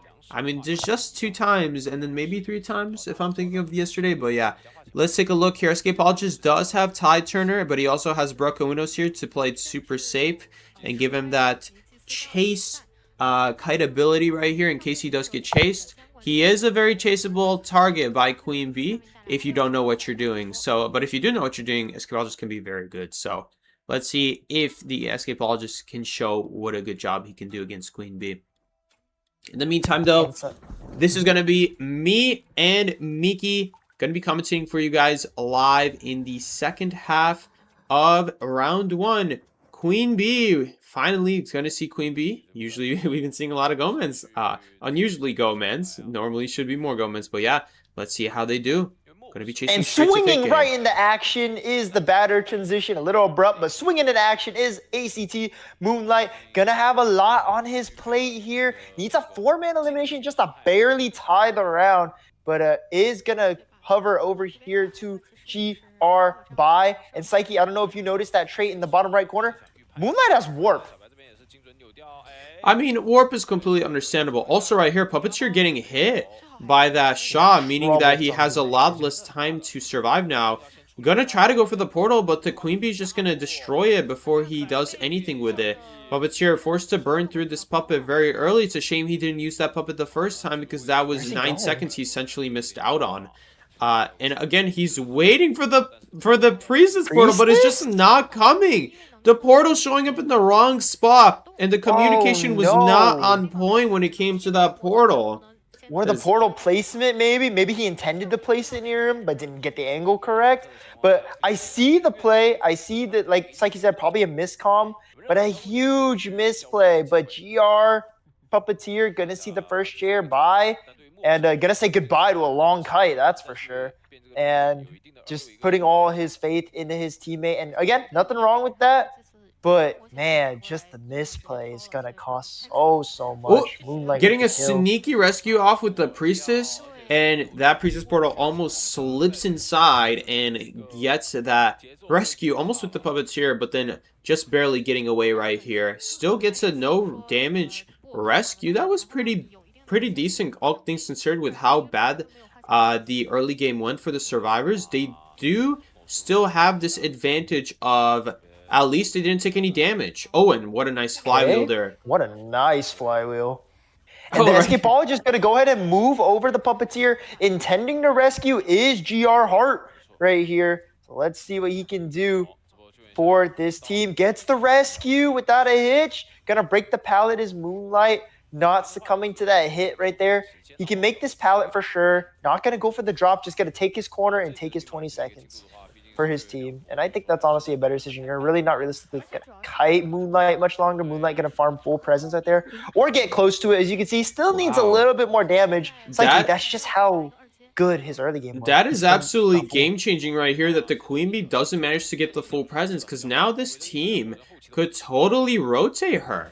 I mean, well, nope, they were just spending it doing a soccer machine instead of leaving, so never mind. But right here, Sear's going to go through the portal. Oh, and the Queen Bee decides not to go for it. But yeah, no full presence here, so he's not going to be able to get that guaranteed chip hit. No free bullet. Yeah, no free bullet right here. It's technically not free, but yeah, no free damage, I should say. And no free movement here. Going to make this a lot harder for her. Dodges from Coating, moving over teams, but showing the same prowess as he did on Weibo. 4GR is Coating. Excellent bullet dodges, dodging 4 very expensive shots from this Queen Bee. And Psyche, like you said, before not having the full, would you say that you would prefer the survivors to get off ciphers and force her to go look for them? Yeah, absolutely. I feel that they should have played a little bit safer there, considering that without full presence, the Queen Bee's movement options are severely limited. Now you can see just how much. Never mind, he actually misses the shot. I was gonna say much more guaranteed the damage becomes. Right here, trying to put the fog in a way where I'm really not sure what exactly it does here, what exactly it accomplishes. But he mind games her anyway. What a crazy mind game! Going left, then going right. Good stuff right there. Still manages to get hit though. Played like that. Dude, Psyche, escapologist can be so cool if you play mind games correctly, because like he's got so much mix, right? He's got mix-ups on mix-ups. He could be in front of you and all of a sudden he's at the very edge of his circle. Like it's so cool. I like how Hart played that. 1 cipher remaining. Is he gonna get run over? Holy crap, he literally got run over at the very edge right there. And just like that, that's going to be a lot of free deco time, not to mention Hart still can't get picked up. Yeah, like 20-30% right there. So a very lucky situation right there to come up the GR's way. That's going to put Act in a very difficult spot to still four-man this Survivor team. Totally still could do it, though. Without borrowed time right here on this escapologist is going to make this endgame a lot harder, and they're just going to accept it. They're just going to let it go, and holy crap, the full presence value. Wow. Oh my gosh. And then followed up with a blink. Presence and the blink swap. Oh my gosh. Psyche, did that work that way because that's where he left the bees? Yeah, he decided to leave the bees there on purpose. And the scariest part about this is the full presence cooldown is so fast that honestly, he might still know, but he doesn't have any. Can GR get out in time? Looks like they are going to get out in time. And Moonlight right there getting upset there that he doesn't manage to get that last survivor so close yet so far. Managing to get 3 people. And nonetheless, did a really good work there managing to, in the end game anyway, catch up with those survivors. Managed to, even though in a situation where he was so far behind, getting run over by Tram. If anything maybe went a little bit different there, that game, maybe without the Tram running him over, he could have chaired sooner, he could have teleported across the B sooner. That was a huge difference maker. That just made the game a lot easier for the survivors to just now not have to worry about doing anything really. They just brainlessly decode, brainlessly pop, and just have the survivors do the gate. And honestly, right there was almost an awful worst case scenario right there, where we had the survivor get immediately teleported on essentially with the bees and then blinked on. And oh wow, if she just had a little bit more energy there, maybe that priestess could have been stopped. Who knows? It would have been hard to, a little bit more downside. Could have been. Yeah, for sure. That Tram, Psyche. I told you, Tram is an opponent, chat. Do not underestimate the Tram. It's just so good at what it does, which is like disruption, interrupting. I cannot believe it was that critical for that point. That is absolutely insane that the Tram cooked right there. Like, like wow, all aboard your Cypher progress, 30%. And honestly, the survivors didn't even like play that mid game, like you said, too like well. Like you said, they could have played a little slower, force Queen Bee to fully chase somebody, take her time for sure, because she didn't have the full presence. Maybe it wasn't calm that she didn't have full presence from the puppeteer. Like after that hit and not hearing the bell, probably should have calmed it and then be like, oh hey, let's take our time. Let's chill out. She cannot kill us that quick. But Survivor's still managing quite well, even though they were teleported on quite early, right after the Cypher pop. Like, there was pressure all across the board from Moonlight. So, honestly, very good job. I know he didn't get the tie he wanted, aka the 4-man to 4-man, but still plenty of chances to make it back. Not at all in a bad position is ACT. Just going to have to hold that one. You lost the round, but what can you do to bring this set back? The set is far from over. You have plenty of chances to make your game, make your move. All things considered, it was still pretty good work there from Axe Hunter there. Impressive work there, bringing such a scary comeback all of a sudden. But honestly, let's be real here. Jin right here with his Go Man, managing to also be in a very similar spot where he had 3 people, and in a span of like 1 minute, he has to find a way to kill all 3 of them with his endgame potential. Moonlight in a similar situation, making it very difficult. This Priestess made it very difficult. That Seer Owl hit made it very difficult. The Escapologist Fogs made it difficult. And then on top of that, the Tram just came in. Everything was really against him here. And the fact he was still able to get a 3-man here, despite everything just not quite going his way, really shows what a strong hunter that Axe Moonlight can be. Able to compete with Jin's impressive 4-man there by just shy of a few seconds. They're able to compete with him that well and that evenly. So good work from both hunters there. Very impressive job, I must say.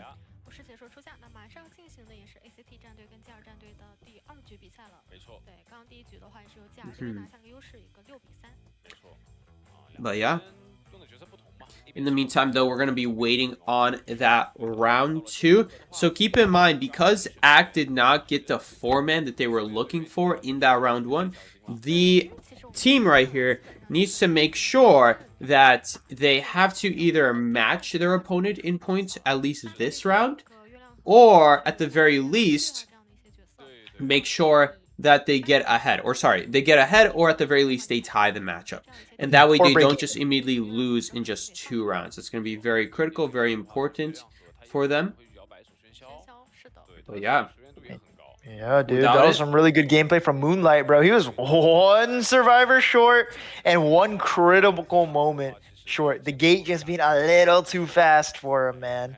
Those fingers that Priestess got just made for tip-tapping. But Psyche, we're going to bans and picks for maps right off the bat. Auto banned is Ever Sleeping Town. Chinatown is going to be banned by ACT. And Moonlit is going to be picked. Does this look familiar, Psyche? It sure does to me. These are the exact sequence that followed in the previous set with Weibo versus ZQ. Indeed, and I'm curious if we're also going to see some people picking Opera Singer here, just like we Double saw Opera, earlier. Yeah, double Opera maybe, where we had Opera spawn in God Corner and go straight for the 2-story. Very curious if we're going to see that again. It is a very good early game strat to do, so that could be the case. Very curious if we will see that. You also have Hullabaloo as an option, Psyche. We have yet to see Hullabaloo tonight. Do you think we're gonna see the tonight? Like he's a really good option here. I think we will.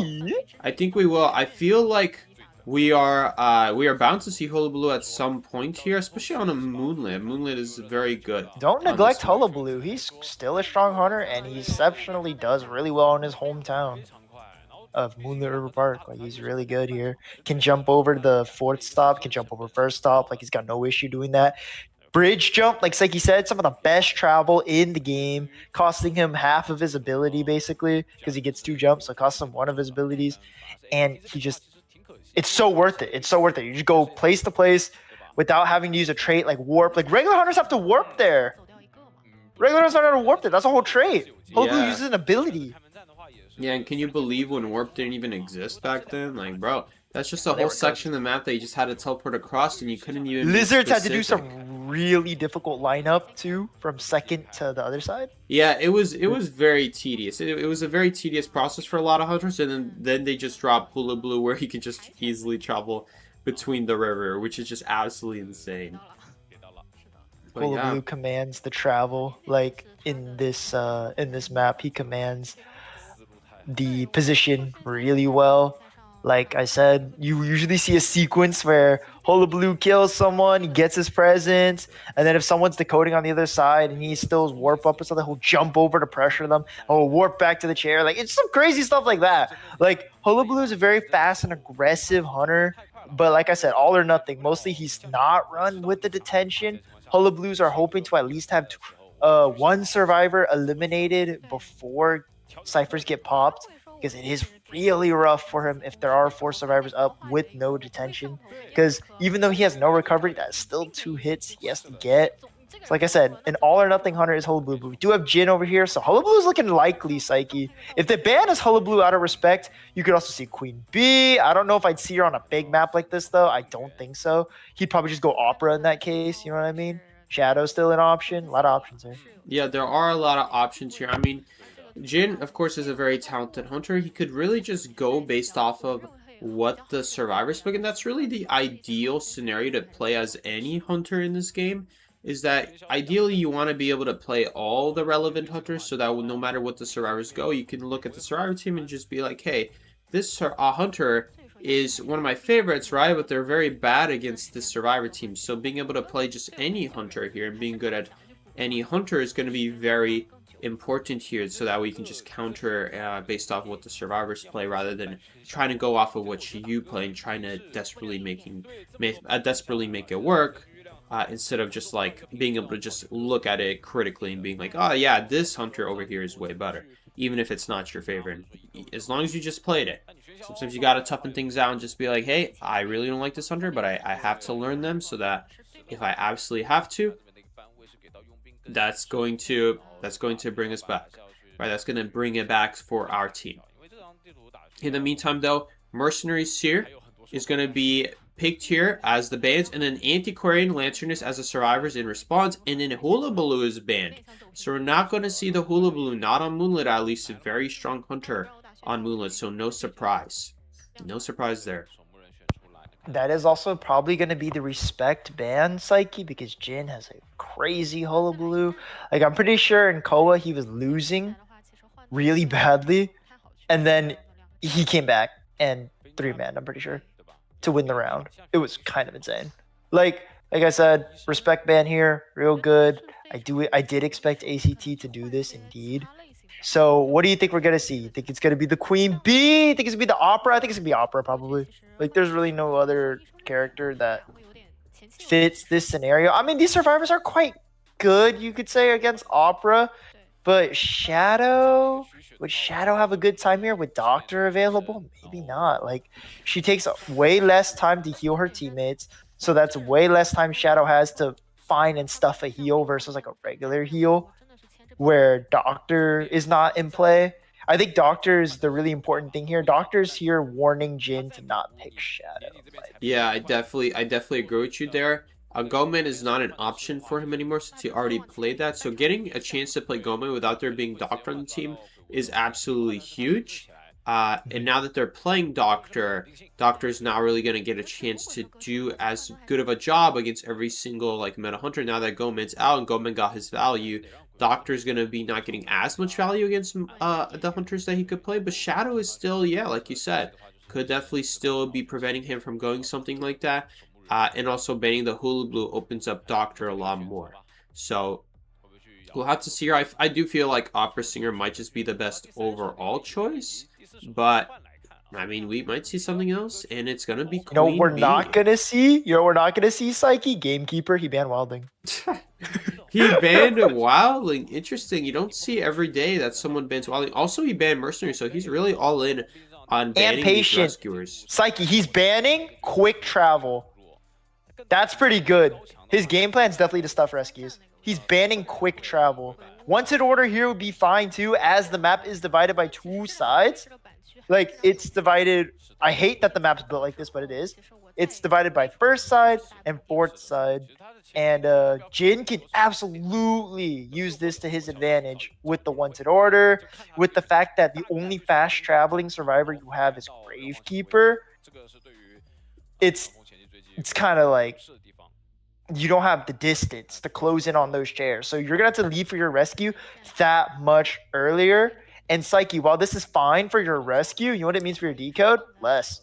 Immediately. Less. Yeah, absolutely. Less. It's going to mean less decode because Gravekeeper is not going to be able to fast travel around the map as much. Definitely don't feel like, definitely not with you there when you say like stuffing the survivor, because Gravekeeper is definitely, in my opinion, harder to stuff than something like Mercenary nowadays with Queen Bee. Just because of the fact that you could take multiple chip hits inside of a shovel, and you can't farm bees while he's inside of the shovel. But in either case, I digress here. Doctor is definitely not going to be as good against Queen Bee as some of these other survivors could have been. Like something like Magician could have been better against Queen Bee. So Jin doing a good job here, carefully picking out a hunter that still could do good against all the survivors here. They're looking overall everything as one team comp. Could farm bees off of Lanternus when she leaves behind her clone. That can be good as well. And yeah. Keeper. We're going to be seeing Peeper on a big map as well. Very Note attention.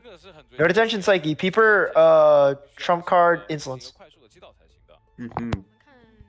So, I mean, Insolence. Very interested to see Insolence. I was thinking of this, but Insolence on a character like Queen Bee, where it is that important to find that full presence early on as possible, as early on as possible, is going to be very key here. So picking that up early on, as soon as possible with the Insolence could be very game changing, especially on a map as big as Moonlit. So we'll see how it goes for him.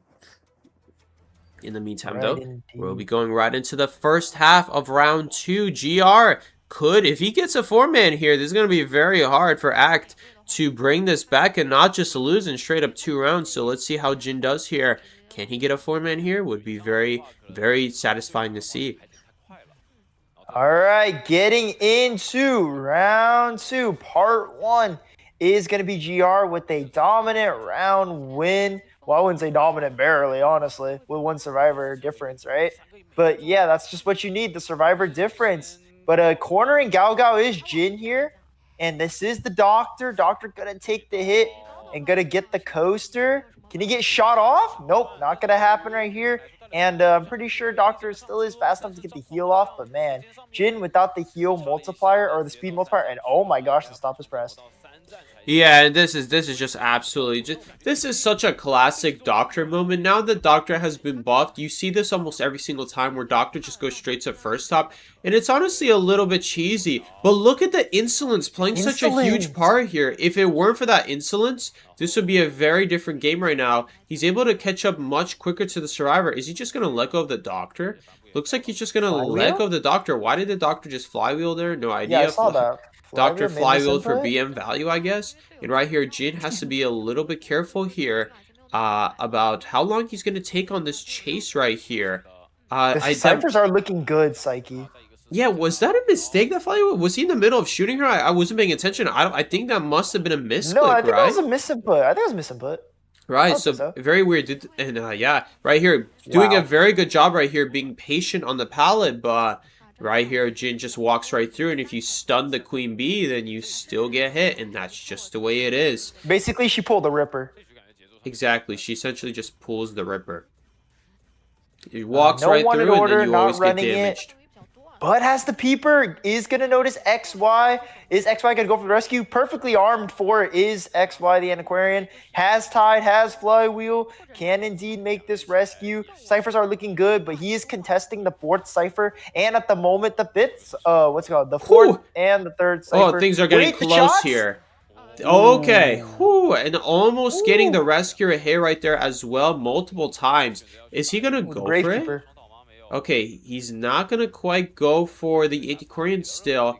I mean, this is very scary right here. 47, 14, and then 83% is the only cipher that's not moving. That's, oh no, now it's moving again. So, basically, everyone is decoding right here. Jin is falling behind very fast on Cypher Decode as we speak. If he doesn't come up with stuff here or a game plan in the end game that quickly takes out multiple survivors, he's not going to be getting a win here. No He's looking at detention maybe a either, tie. Psyche. Oh, and you're right. There's no detention either. This is a very scary situation for him to be in. Not the early game he was looking for, if we're being honest right here. Not running the Ooh, detention. the shot. But gonna get the rescue, like Psyche said earlier. Gravekeeper, one of the safest, probably arguably the safest rescuer against Queen Bee. Absolutely. There's not a whole lot to do there as a queen bee. You can't even farm bees while he's under the ground. So right here, Psyche, Doctor's dumbass just going to Cypher's gonna go be die in the mesmerizing. corner right here. Try not to hit her as long as possible to prevent that veteran bonus. But as she got most of it still anyway. And they're not going to be able to pop this Cypher. Jin positioning his bees ahead of time to make sure that he's going to be able to just use them as quickly as possible. And the stars are just going to pop here. And they're Either way, immediately no on borrowed the on the exit dock. gate. Yeah, Something oh important yeah, to you're note. right. Anyway, no borrowed on the dock right here. Looks like he sees the Wait. survivor here across the map, Oh going to my try and knock them gosh. down. Yeah, about that. It was Antiquarian, and now there's 15 seconds of not being able to do anything. Granted, she could still survive here, but this dungeon is Dungeon? dangerously close right here. He is running out of time. He needs to get to this dungeon, but the other These person... dodges? The other person is still working on the gate, though. Oh no, the window wall. And the other person's at the gate anyway. Could right? you have It's no imagined if the other gate was already open, though? This could have been a dungeon potential right here. It looks like it's not going to end up being that anyway. But wow, how close did Act get to almost getting the 3-man anyway right here? And Act got what they're looking for the most part. Now, as Might have been long less. as Axe Hunter doesn't get 3 escaped here, they can go into a round 3. And that's what they're looking for. That's the most important thing. But overall, all in all, very... I mean, just... I don't even know if I can say clean or like amazing, because all the Doctor really did was just take the roller coaster and have her teammates press the buttons for her. Yeah, the person. And Doctor just gets free heals off that, which is so Okay, it's good sad. calm. Yeah, Good teamwork. it was good comms, and the Hunter even had a plan for it with the insolence and teleporting across the river, and it still wasn't enough. It was just too far away. Oh yeah. So not a I'm whole not lot to gonna honestly lie. do there in Jin's position. I mean, that was just literally a Doctor moment. And this is where you see like Psyche, like Queen Bee, just not being as strong as she is on the smaller maps, because she does take a little bit longer to get her, like, you know, to hover on over to the next survivor. And since they had such a good comp in terms of like rescuing against her, she couldn't play her like dangerous game plan of like, stuffing, even on a large map like Moonlit River Park. Survivors are positioned very well. So I'm honestly very pleased to say that ACT played their rescue games quite well. And that's a seems like a silly thing to say, but against Queen Bee, Psyche, your rescue game better be top notch.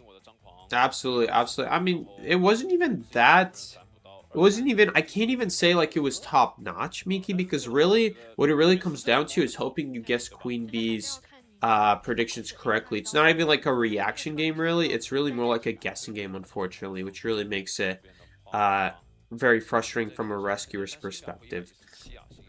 Anyway, We're going to see Lanternus get 0-second kite time here. Unfortunately, she just got terror shocked without the kite even starting. So yeah, unfortunately no kite time from her there. Somehow still got escaped though.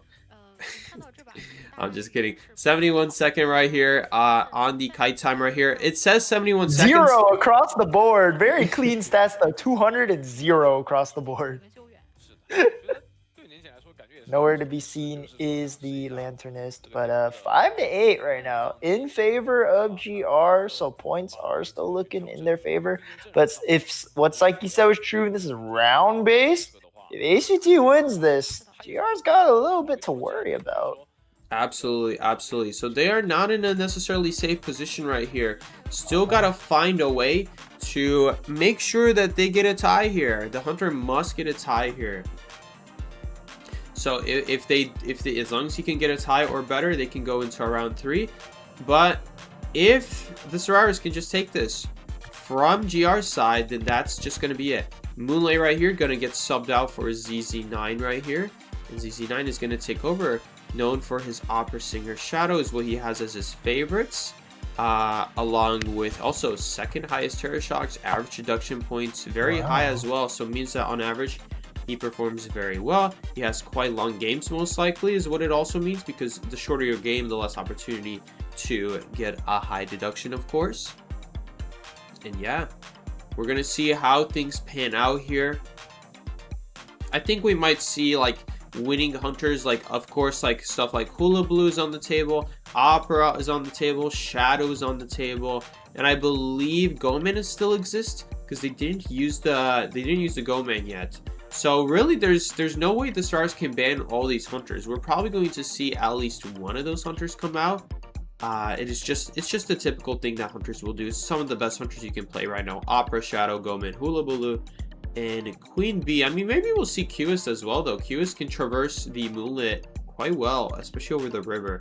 Very important for a hunter nowadays to have that ability to traverse over the river. With stuff like Goatman existing, Hula Blue existing, you really gotta, it's really hard for the rest of the hunters to compete with Hula Blue and Goatman if you don't have a way to travel over that river, because who would have thought that now that's a reality to just easily do with more than one hunter.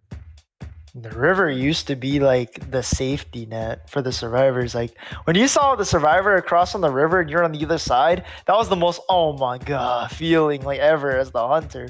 But now it's just a jump away and you're next to them. Like it's just kind of crazy. That's honestly a good point. I never thought about it, but you're right. That's like the old days where the river was just a huge gigantic obstacle that low-key you could just loop around in a circle, and the hunter would just have to walk in a big circle and you could see them walking around, so that they would never be able to catch you off. And yeah, you're right. And then that also goes back even further to back when hunters couldn't go through the Priestess portal.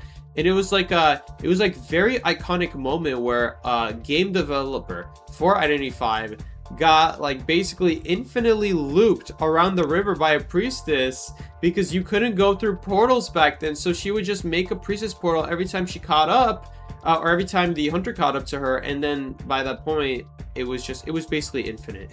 It was basically an infinite loop, and there was no way for the hunter to catch up. No, I think it was like a 1v1 if I'm not wrong, but it could also be a rumor. I'm not sure. Wait, that is hilarious. That'd be a pretty funny reason that it got patched. It would remind me of the Phasmo one, where I think you said CJ was hiding at a spot, and then yeah, it didn't work. Yeah, so someone was trying to use a hiding spot in a game to hide from a ghost from killing them, and they said he was playing with his friends, and the friend asked him, hey, by the way, CJ, are you sure this hiding spot works? And CJ's like the game developer for the game. He's like, of course it works. I put this in. I tested it. And then that very same game, he used it and he died because the ghost just randomly walked in and killed him. And we've never seen that hiding spot return since. He changed it immediately. So it's almost funny. Like as soon as you can get a game developer on your side and show them how broken your game is, suddenly things get changed real quick. Suddenly it's like when the hunters when the developers play their game, all of a sudden the things that needed fixing conveniently got fixing. The stuff that pisses everyone off pisses them off too, and finally they get rid of it. But Guys, Speaking of proof some that maybe the changes game being devs don't play made. their games. Talk Speaking about of- that. no, for Talk real. about that. But speaking of changes being made, Psyche, Matador, first time tonight being seen. Yeah, Matador is one of that's a the new change. Yeah. best survivors, but we don't see a whole lot of Matador. I wonder if maybe because people are scared of going against Matador, going against Queen Bee as Matador, since it's not the most amazing thing. If you're gonna go for a vault, you might just get shot in the middle of him vaulting the pallet and trying to distract the hunter. That could definitely happen. Very scary to put yourself in vault animations in general against Queen Bee. Opera. Right here, we're going to see the opera singer. So if Act can get at least a tie here, they can definitely go into a round 3. We'll see who spawns at 2-story here. Probably they're going to want someone who can handle an opera singer here. Because if they can just get a 3-man here, if they can just get a 3-man kite here, that would be ideal. Because then they would just win in 2 rounds. Going to put the Matador in 2-story. Good choice. Good And yeah, choice. as expected, Opera Singer is going to spawn 2-story. It kind of gives away the fact that Opera is going to spawn at 2-story, because of course, where else is Opera going to spawn on this map? This is just by far the best place to spawn as Opera. But it kind of gives the fact away because of that, because there's just really one amazing spot to spawn as Opera. You can put your strongest kiter there against Opera, and the next second strongest could like go to first stop, say. Right. And Psyche. It's not like the Survivor can even take an alternate route. Opera Singer's way too fast to go around the house. For the Survivor to go around the house. She's just way too fast. You're going to give a free hit doing that. Maybe not Matador, because he does spawn with 2 muletas. But I don't know. He can't really use them efficiently to get to a safe kiting area, to get safe pallet drops. And overall, that's what you want to use your abilities for against Opera. And I do really like where the Survivor chose to spawn, because think about it this way, right? AC is armed with the gun. So if she goes over the first stop, it's gun and then the coaster, right? And then if she goes over to the Matador, obviously that's the kite, forcing to chase the Matador. Aeroplanist, if you were over there, what's it called? He just plays 4th stop games. Same meteorologist, same with patient. And the mercenary, come on. Do you say anything about mercenary? Yeah, Mercenary is just going to be a very good overall survivor here. And just like that, we're going to be going into the second half of round 2. This Opera is just so fast here, immediately on the Matador here, dashing right here. And oh my goodness, it's just so crazy how fast Opera Singer gets that chase and misses the muleta right here. Free hit. I'm not going to lie, Psyche, I would have loved to see the muleta used after the first whiff swing. That's how I play Matador. You see a whiff? You just jump in. Definitely could have been a good opportunity right there. After the first missed swing, that was his chance, honestly. Right here, he's going to need to get the other hit right here. Ooh, nice, nice. If she didn't do a charge attack, he might have gotten hit there. But thankfully, that charge attack is going to let him get away. This is still not a super long kite here. Blink is only 15 seconds away from coming up, and he's already used all his resources. Ooh, this is, the stun going to be important, but does he have kickflip? Does a kickflip, but he does him with the Gaunera? This is such a Matador moment, bro. Like, you're so far ahead and out of nowhere, Matador just pulls random stuff out of his ass, has a random 10% faster vaulting speed for no reason, too, so he can more easily deal with. I did not expect you to say that, bro. You caught me off guard. God damn, bro. You said, like, literally, why does this always happen with every Matador anyone ever chases? They just randomly pull stuff out of their butt cheeks, and just like that. Just like that, suddenly it looks like he did an amazing kite. Like, bro, what just happened? How is he getting here? I had him dead to rights, right?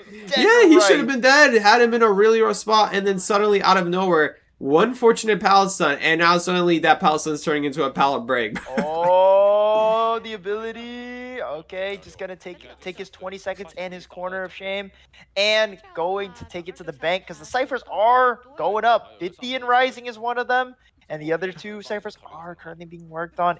What do you think you're gonna see from GR here? If they tie, it's just tie rounds, right? Looks good for GR, but they could try to snag a win.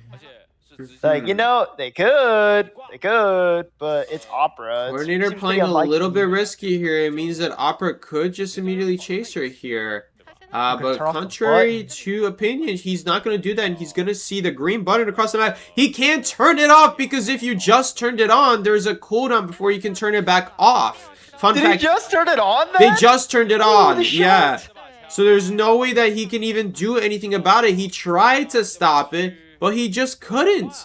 because of the fact that they just turned it on. Now the question is, yeah, he's not taking it. He's being real patient. Oop. Probably not the best time to swing right there, but can you even get on that if you don't swing out of the Shadow Realm? I don't know. But yeah, now that's going to be a lot of time spent traveling on along the roller coaster. Bro, the roller coaster on Moonlit... We're gonna switch targets. Dude, the roller coaster on Moonlit is such a menace. This is the second time we're seeing the button pressed, and next thing you know, it's just like, boom. Just across the map. I mean, was it really necessary to switch targets here? Oh my goodness, and the mind games too. What does that even say? What kind of accessory is that? Dude, that's lightning generator. Psyche, that's lightning generator. That's a lightning. No. Over the pallet. I don't think that's lightning generator unless that was updated. Really? The effect of the coordinator? Yeah. That used to not exist. But anyway, yeah, for sure. Him choosing to give up his target means that pretty much the cipher is gonna be guaranteed done right here. And they're already on their way on the 6th cipher machine. Okay, no, this is not the 99%. This is the 53. Back to this target though is the Opera, but with 2 muletas available, bro. Yeah, this is the other problem with Matador is that you leave him for freaking 30 seconds and suddenly all his abilities are back up. Like, you must be kidding me. Important pallet stun, no damage right there. SN9 not looking very good. GR Survivors performing absolutely brilliantly, but Psyche, come on, man, Coaster. But Coordinator and no Tide was synergetic with getting chair. Oh yeah, the fact that Coordinator didn't have Tide there was actually the best thing possible, and then the roller coaster to 4th stop. Are you kidding me? God, this roller coaster is putting belt to booty cheek on SN9 right now, man. Oh my gosh. Wait a minute. Honestly, the survivors could 3-man this, and if they... Oh my goodness. And this Matador is not giving it up. No, not again. Oh my goodness. How did that not kind of looking at it, by the way? But whatever. I digress. Oh my gosh. Oh, you cannot be cutting it that close when the cipher is this close to being popped. I don't know about risks like that. But right here, this Opera needs to quickly take down this Matador with an ability left here, and he just used the flip back. Yeah, nice. Oh my! And he canceled the dash. He canceled the dash, so he's forced to just go use the shadow flip. And then she has a pocket watch. And she has a pocket watch for literally no reason. How much more unlucky can you get?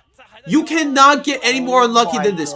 This has to be the most unlucky hunter in IVL right now. I mean, brother, he dashes into the Matador's ability, got stunned on a pallet of God Corn that probably shouldn't have counted.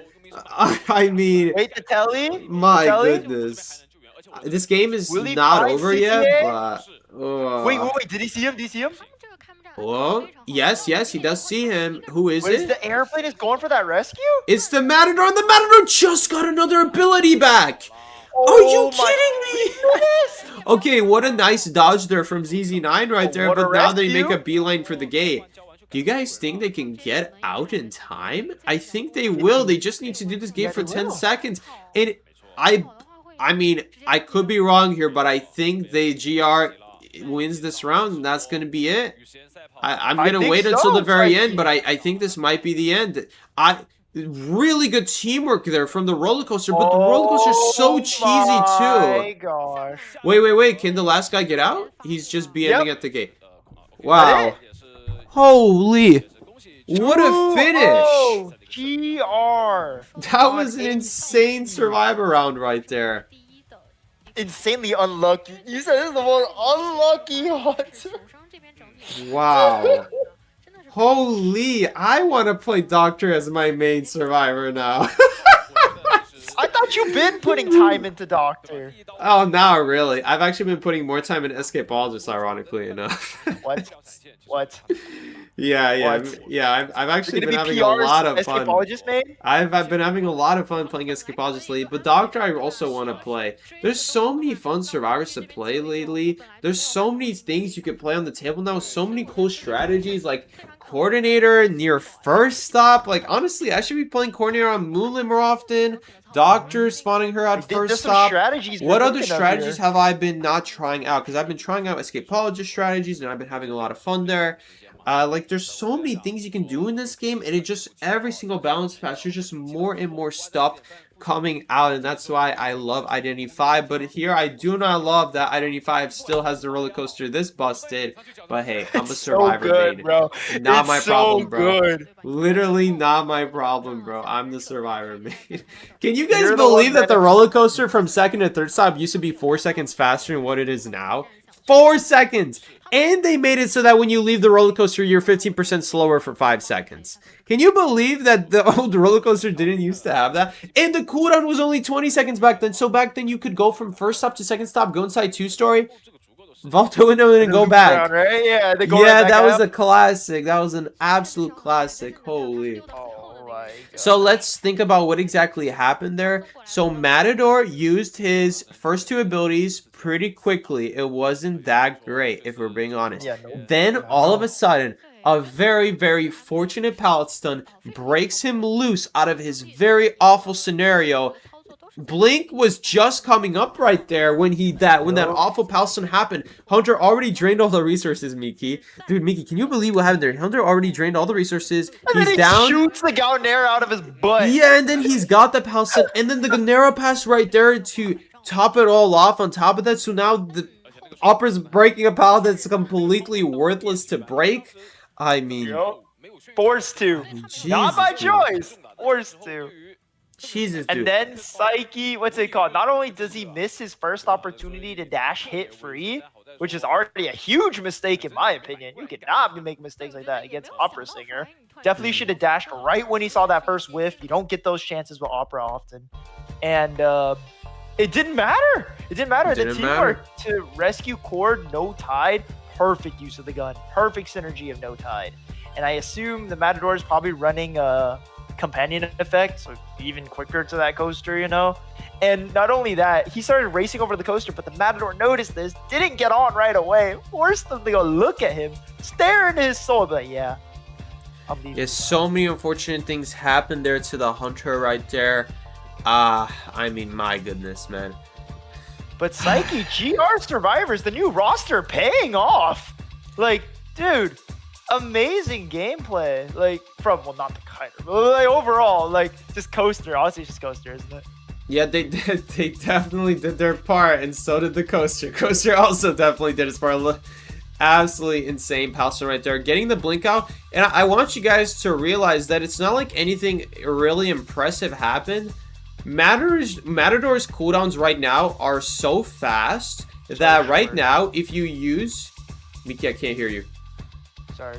Oh, What? okay. Were you saying something? Because your mouth was moving. Oh, Basically... no. Don't forget, I'm dubbed. Also, I sometimes whisper to myself. Oh, okay. And basically what happened, there is he uses his first 2 abilities pretty quickly, but the thing about Matador is the chair timer of your first chair plus tie turner plus another chair is almost enough to get all your 2 abilities back, which is absolutely criminal. That is absolutely criminal. Oh my god, look at the little check marks. Yeah, there's a lot of check marks for GR right now. I wish I understood what it meant, but a lot of check marks for GR.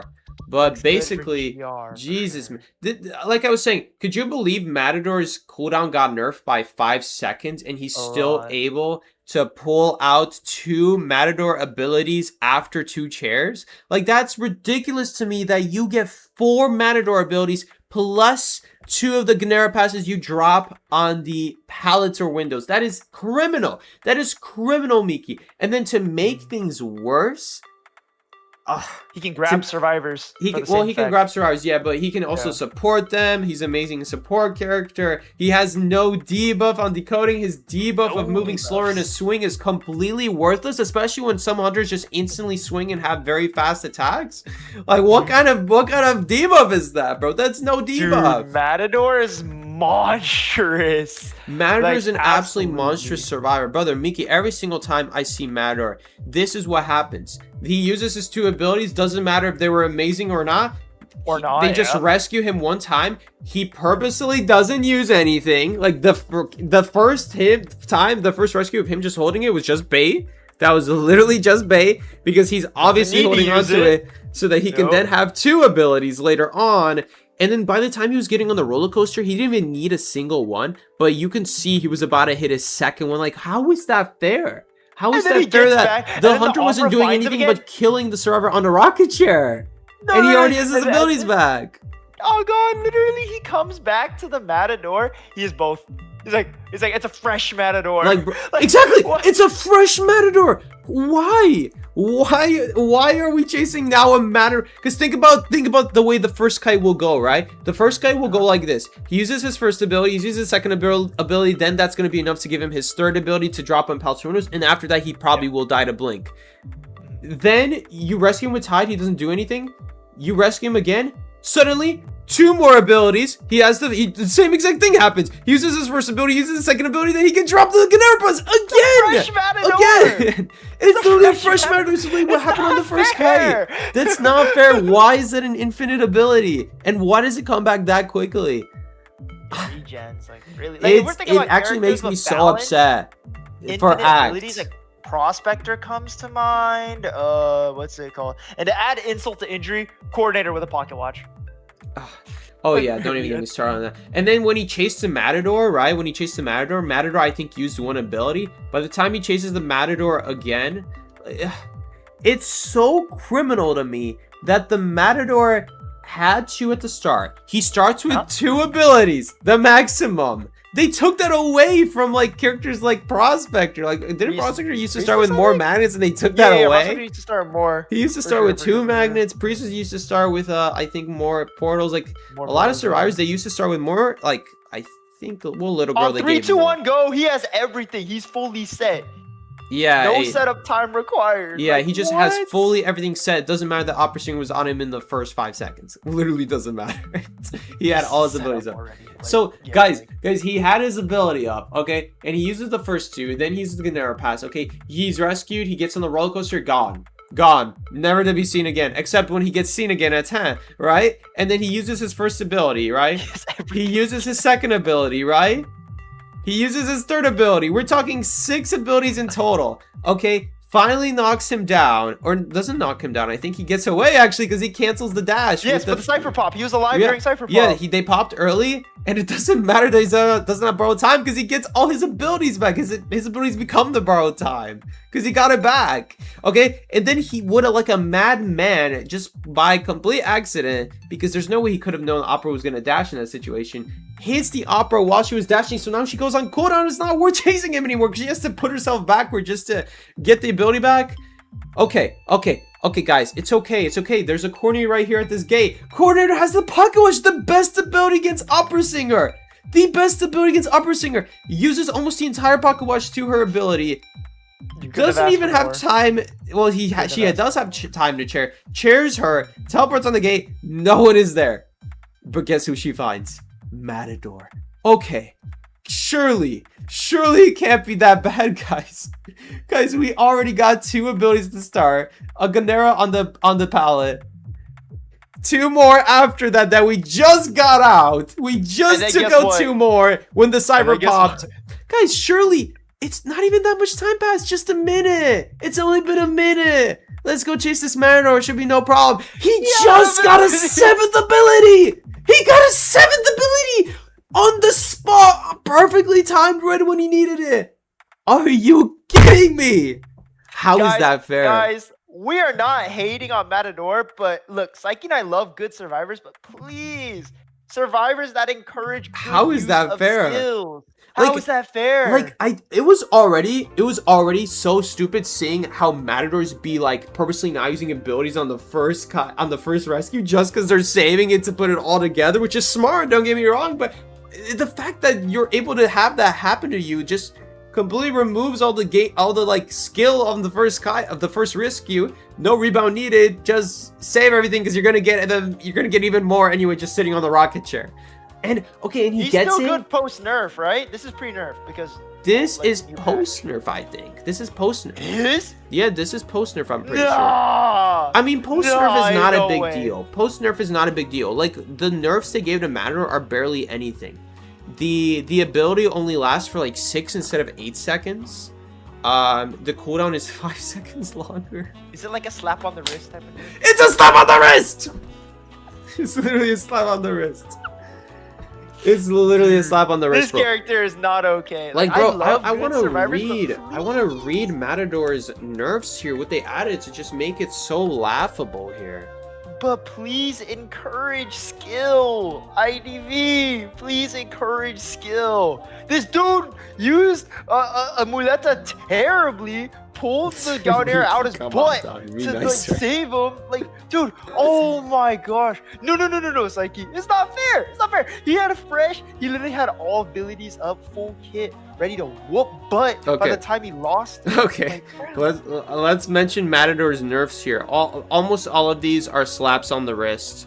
So this is what they nerfed about Matador. Nerfed the duration of being invulnerable from 0.6 seconds to 0.5. A 0.1 second difference, Miki. To be Oh my invulnerable in your ability. You're still hitting Oh my Explo gosh. Souls no problem. Oh Second my nerf. gosh. Nerf the movement speed reduction when a hunter is hit from 50% to 40%. I'm going to tell you right now, they cannot move either way. Third nerf. Nerf the cooldown from 65 seconds to 70 per Gonera. A 5-second nerf. My god. Okay? So you need to wait 10 seconds longer for 2 abilities. Who cares? Oh my god. You have to keep in mind, guys, that when he uses his first ability, he's gaining his third one back while still holding the second one. Does that make sense? Does that make sense? It's kind of like how a Hermit, when he's full presence, he has an ability up, he has a shock available, but if he's not using it, that's fine because he's still getting his next one back anyway. That's exactly what's going on with Matador. When you use the first one, because of the fact that Matador used the first ability literally like the first 15 seconds of the kite, it's not a big deal because he's now anyway getting his next ability back so early in the kite. That's to the point where he gets both of them back in the end because of the fact that he used the first one so early. Then now that gave time to then get a third one and then get a fourth one. As long as you're not maxed out, you're always getting more abilities back. So then the fourth nerf here, Miki, the Gonera pass that you drop on the Paladin window, duration of that nerfed from 8 to 6 seconds. Okay, that's decent, I guess. That's more reasonable, right? Because it is stupid that there's just a whole direction you cannot look in now. And then the fifth nerf is the Matador only gains courage when using Muleta Mastery during a chase.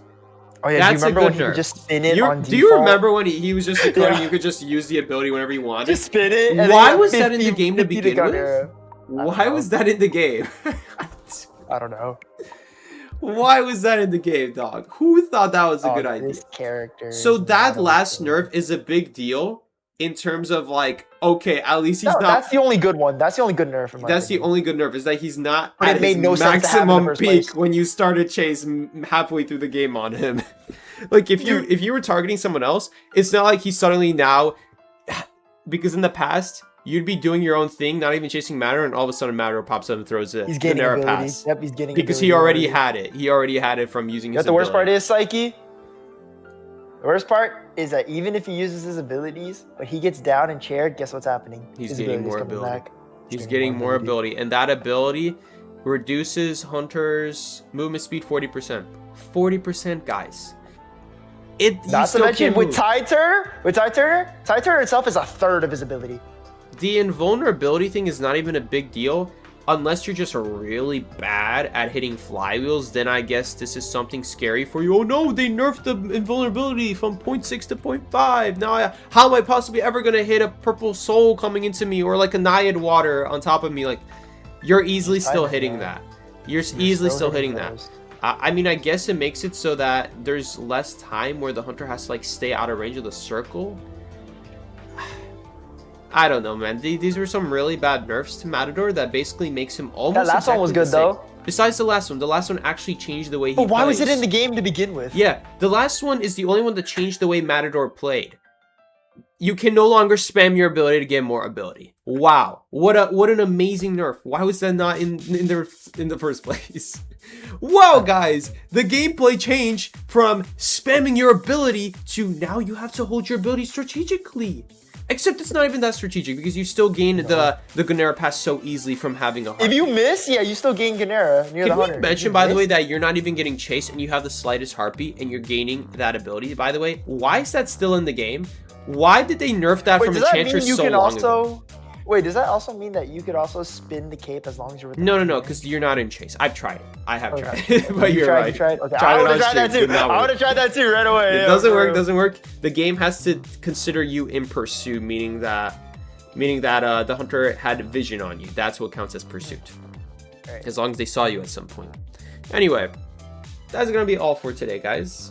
Matador rage inducing. I know. If even if we remove the Ganera Pass, let's say we remove Ganera Pass off of Matador, guys. Well, the Ganera Pass saved that guy's life. Let's be honest.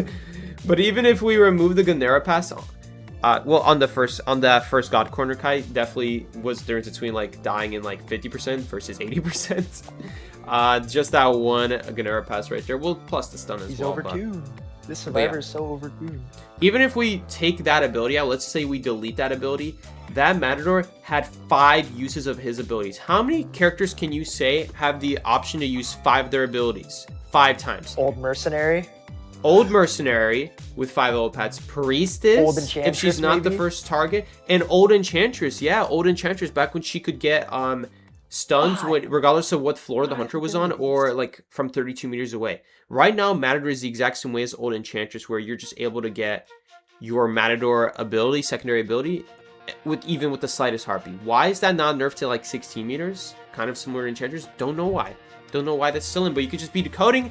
And I had plenty of times where I've just been decoding my Cypher Machine as someone else is kiting, and after like 30 seconds, I have half my secondary ability. Like, why?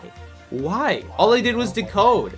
And I had the tiniest heartbeat on top of that. The tiniest heartbeat. Literally on the edge of me. He barely felt his heart. Yeah, I never even had to get on my Cypher. I just the whole time just decoding there, chilling while someone else was like using a looping area next to me. It's just absolutely criminal, Mickey. It's criminal because then that means the next time I get chased, I just need to use my ability one time.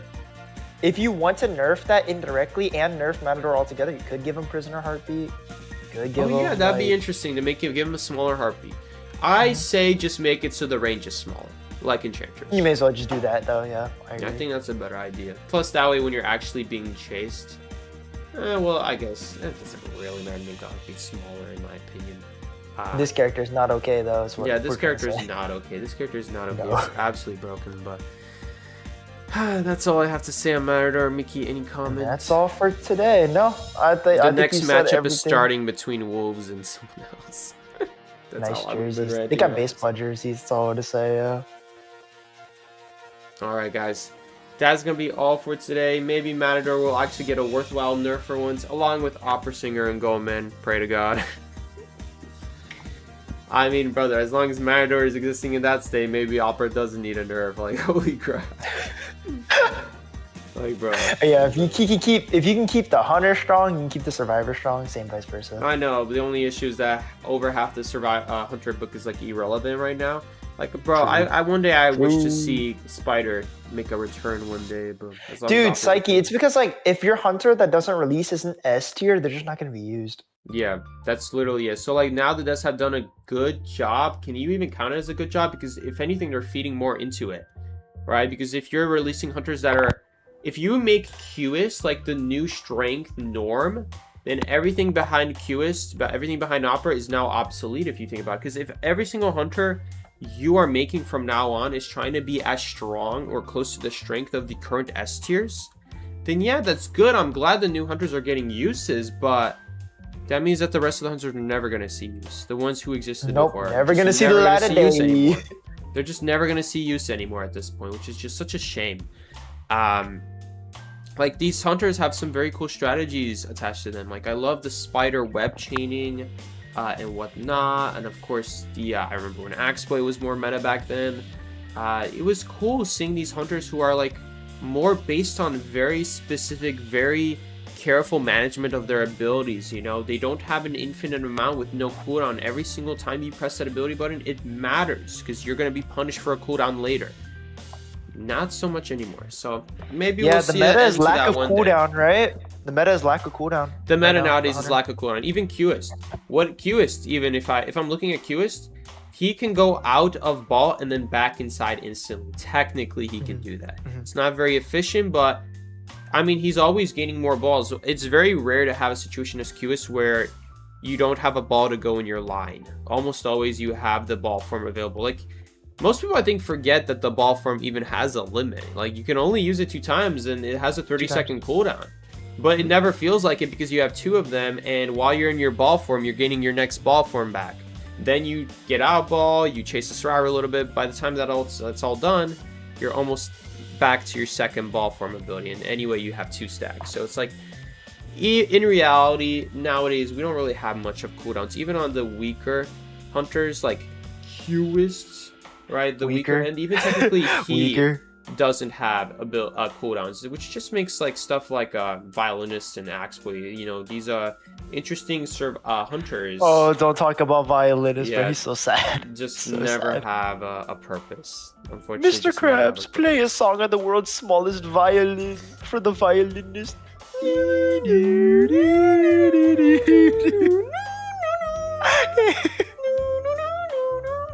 No, for real. But yeah, guys, that's gonna do it here. Psyche, thank you again for inviting me back to the mic. No problem. Very, very fun. Thank you, Mickey, for joining me and helping me not talk to myself for the next 5 hours. Good to have a friend around, brother. All right, guys. Yes, sir. Yes, sir. You already know.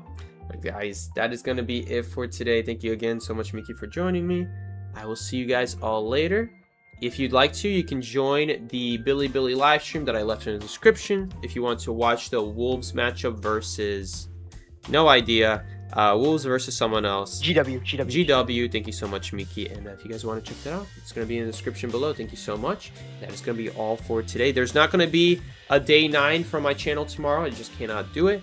So just make sure to check out Billy if you want to actually watch the competitive live stream. In the meantime, guys, thank you so much for watching. I will see you guys later and take care. This has been Psyche. And Miki. Take care, everybody. Peace.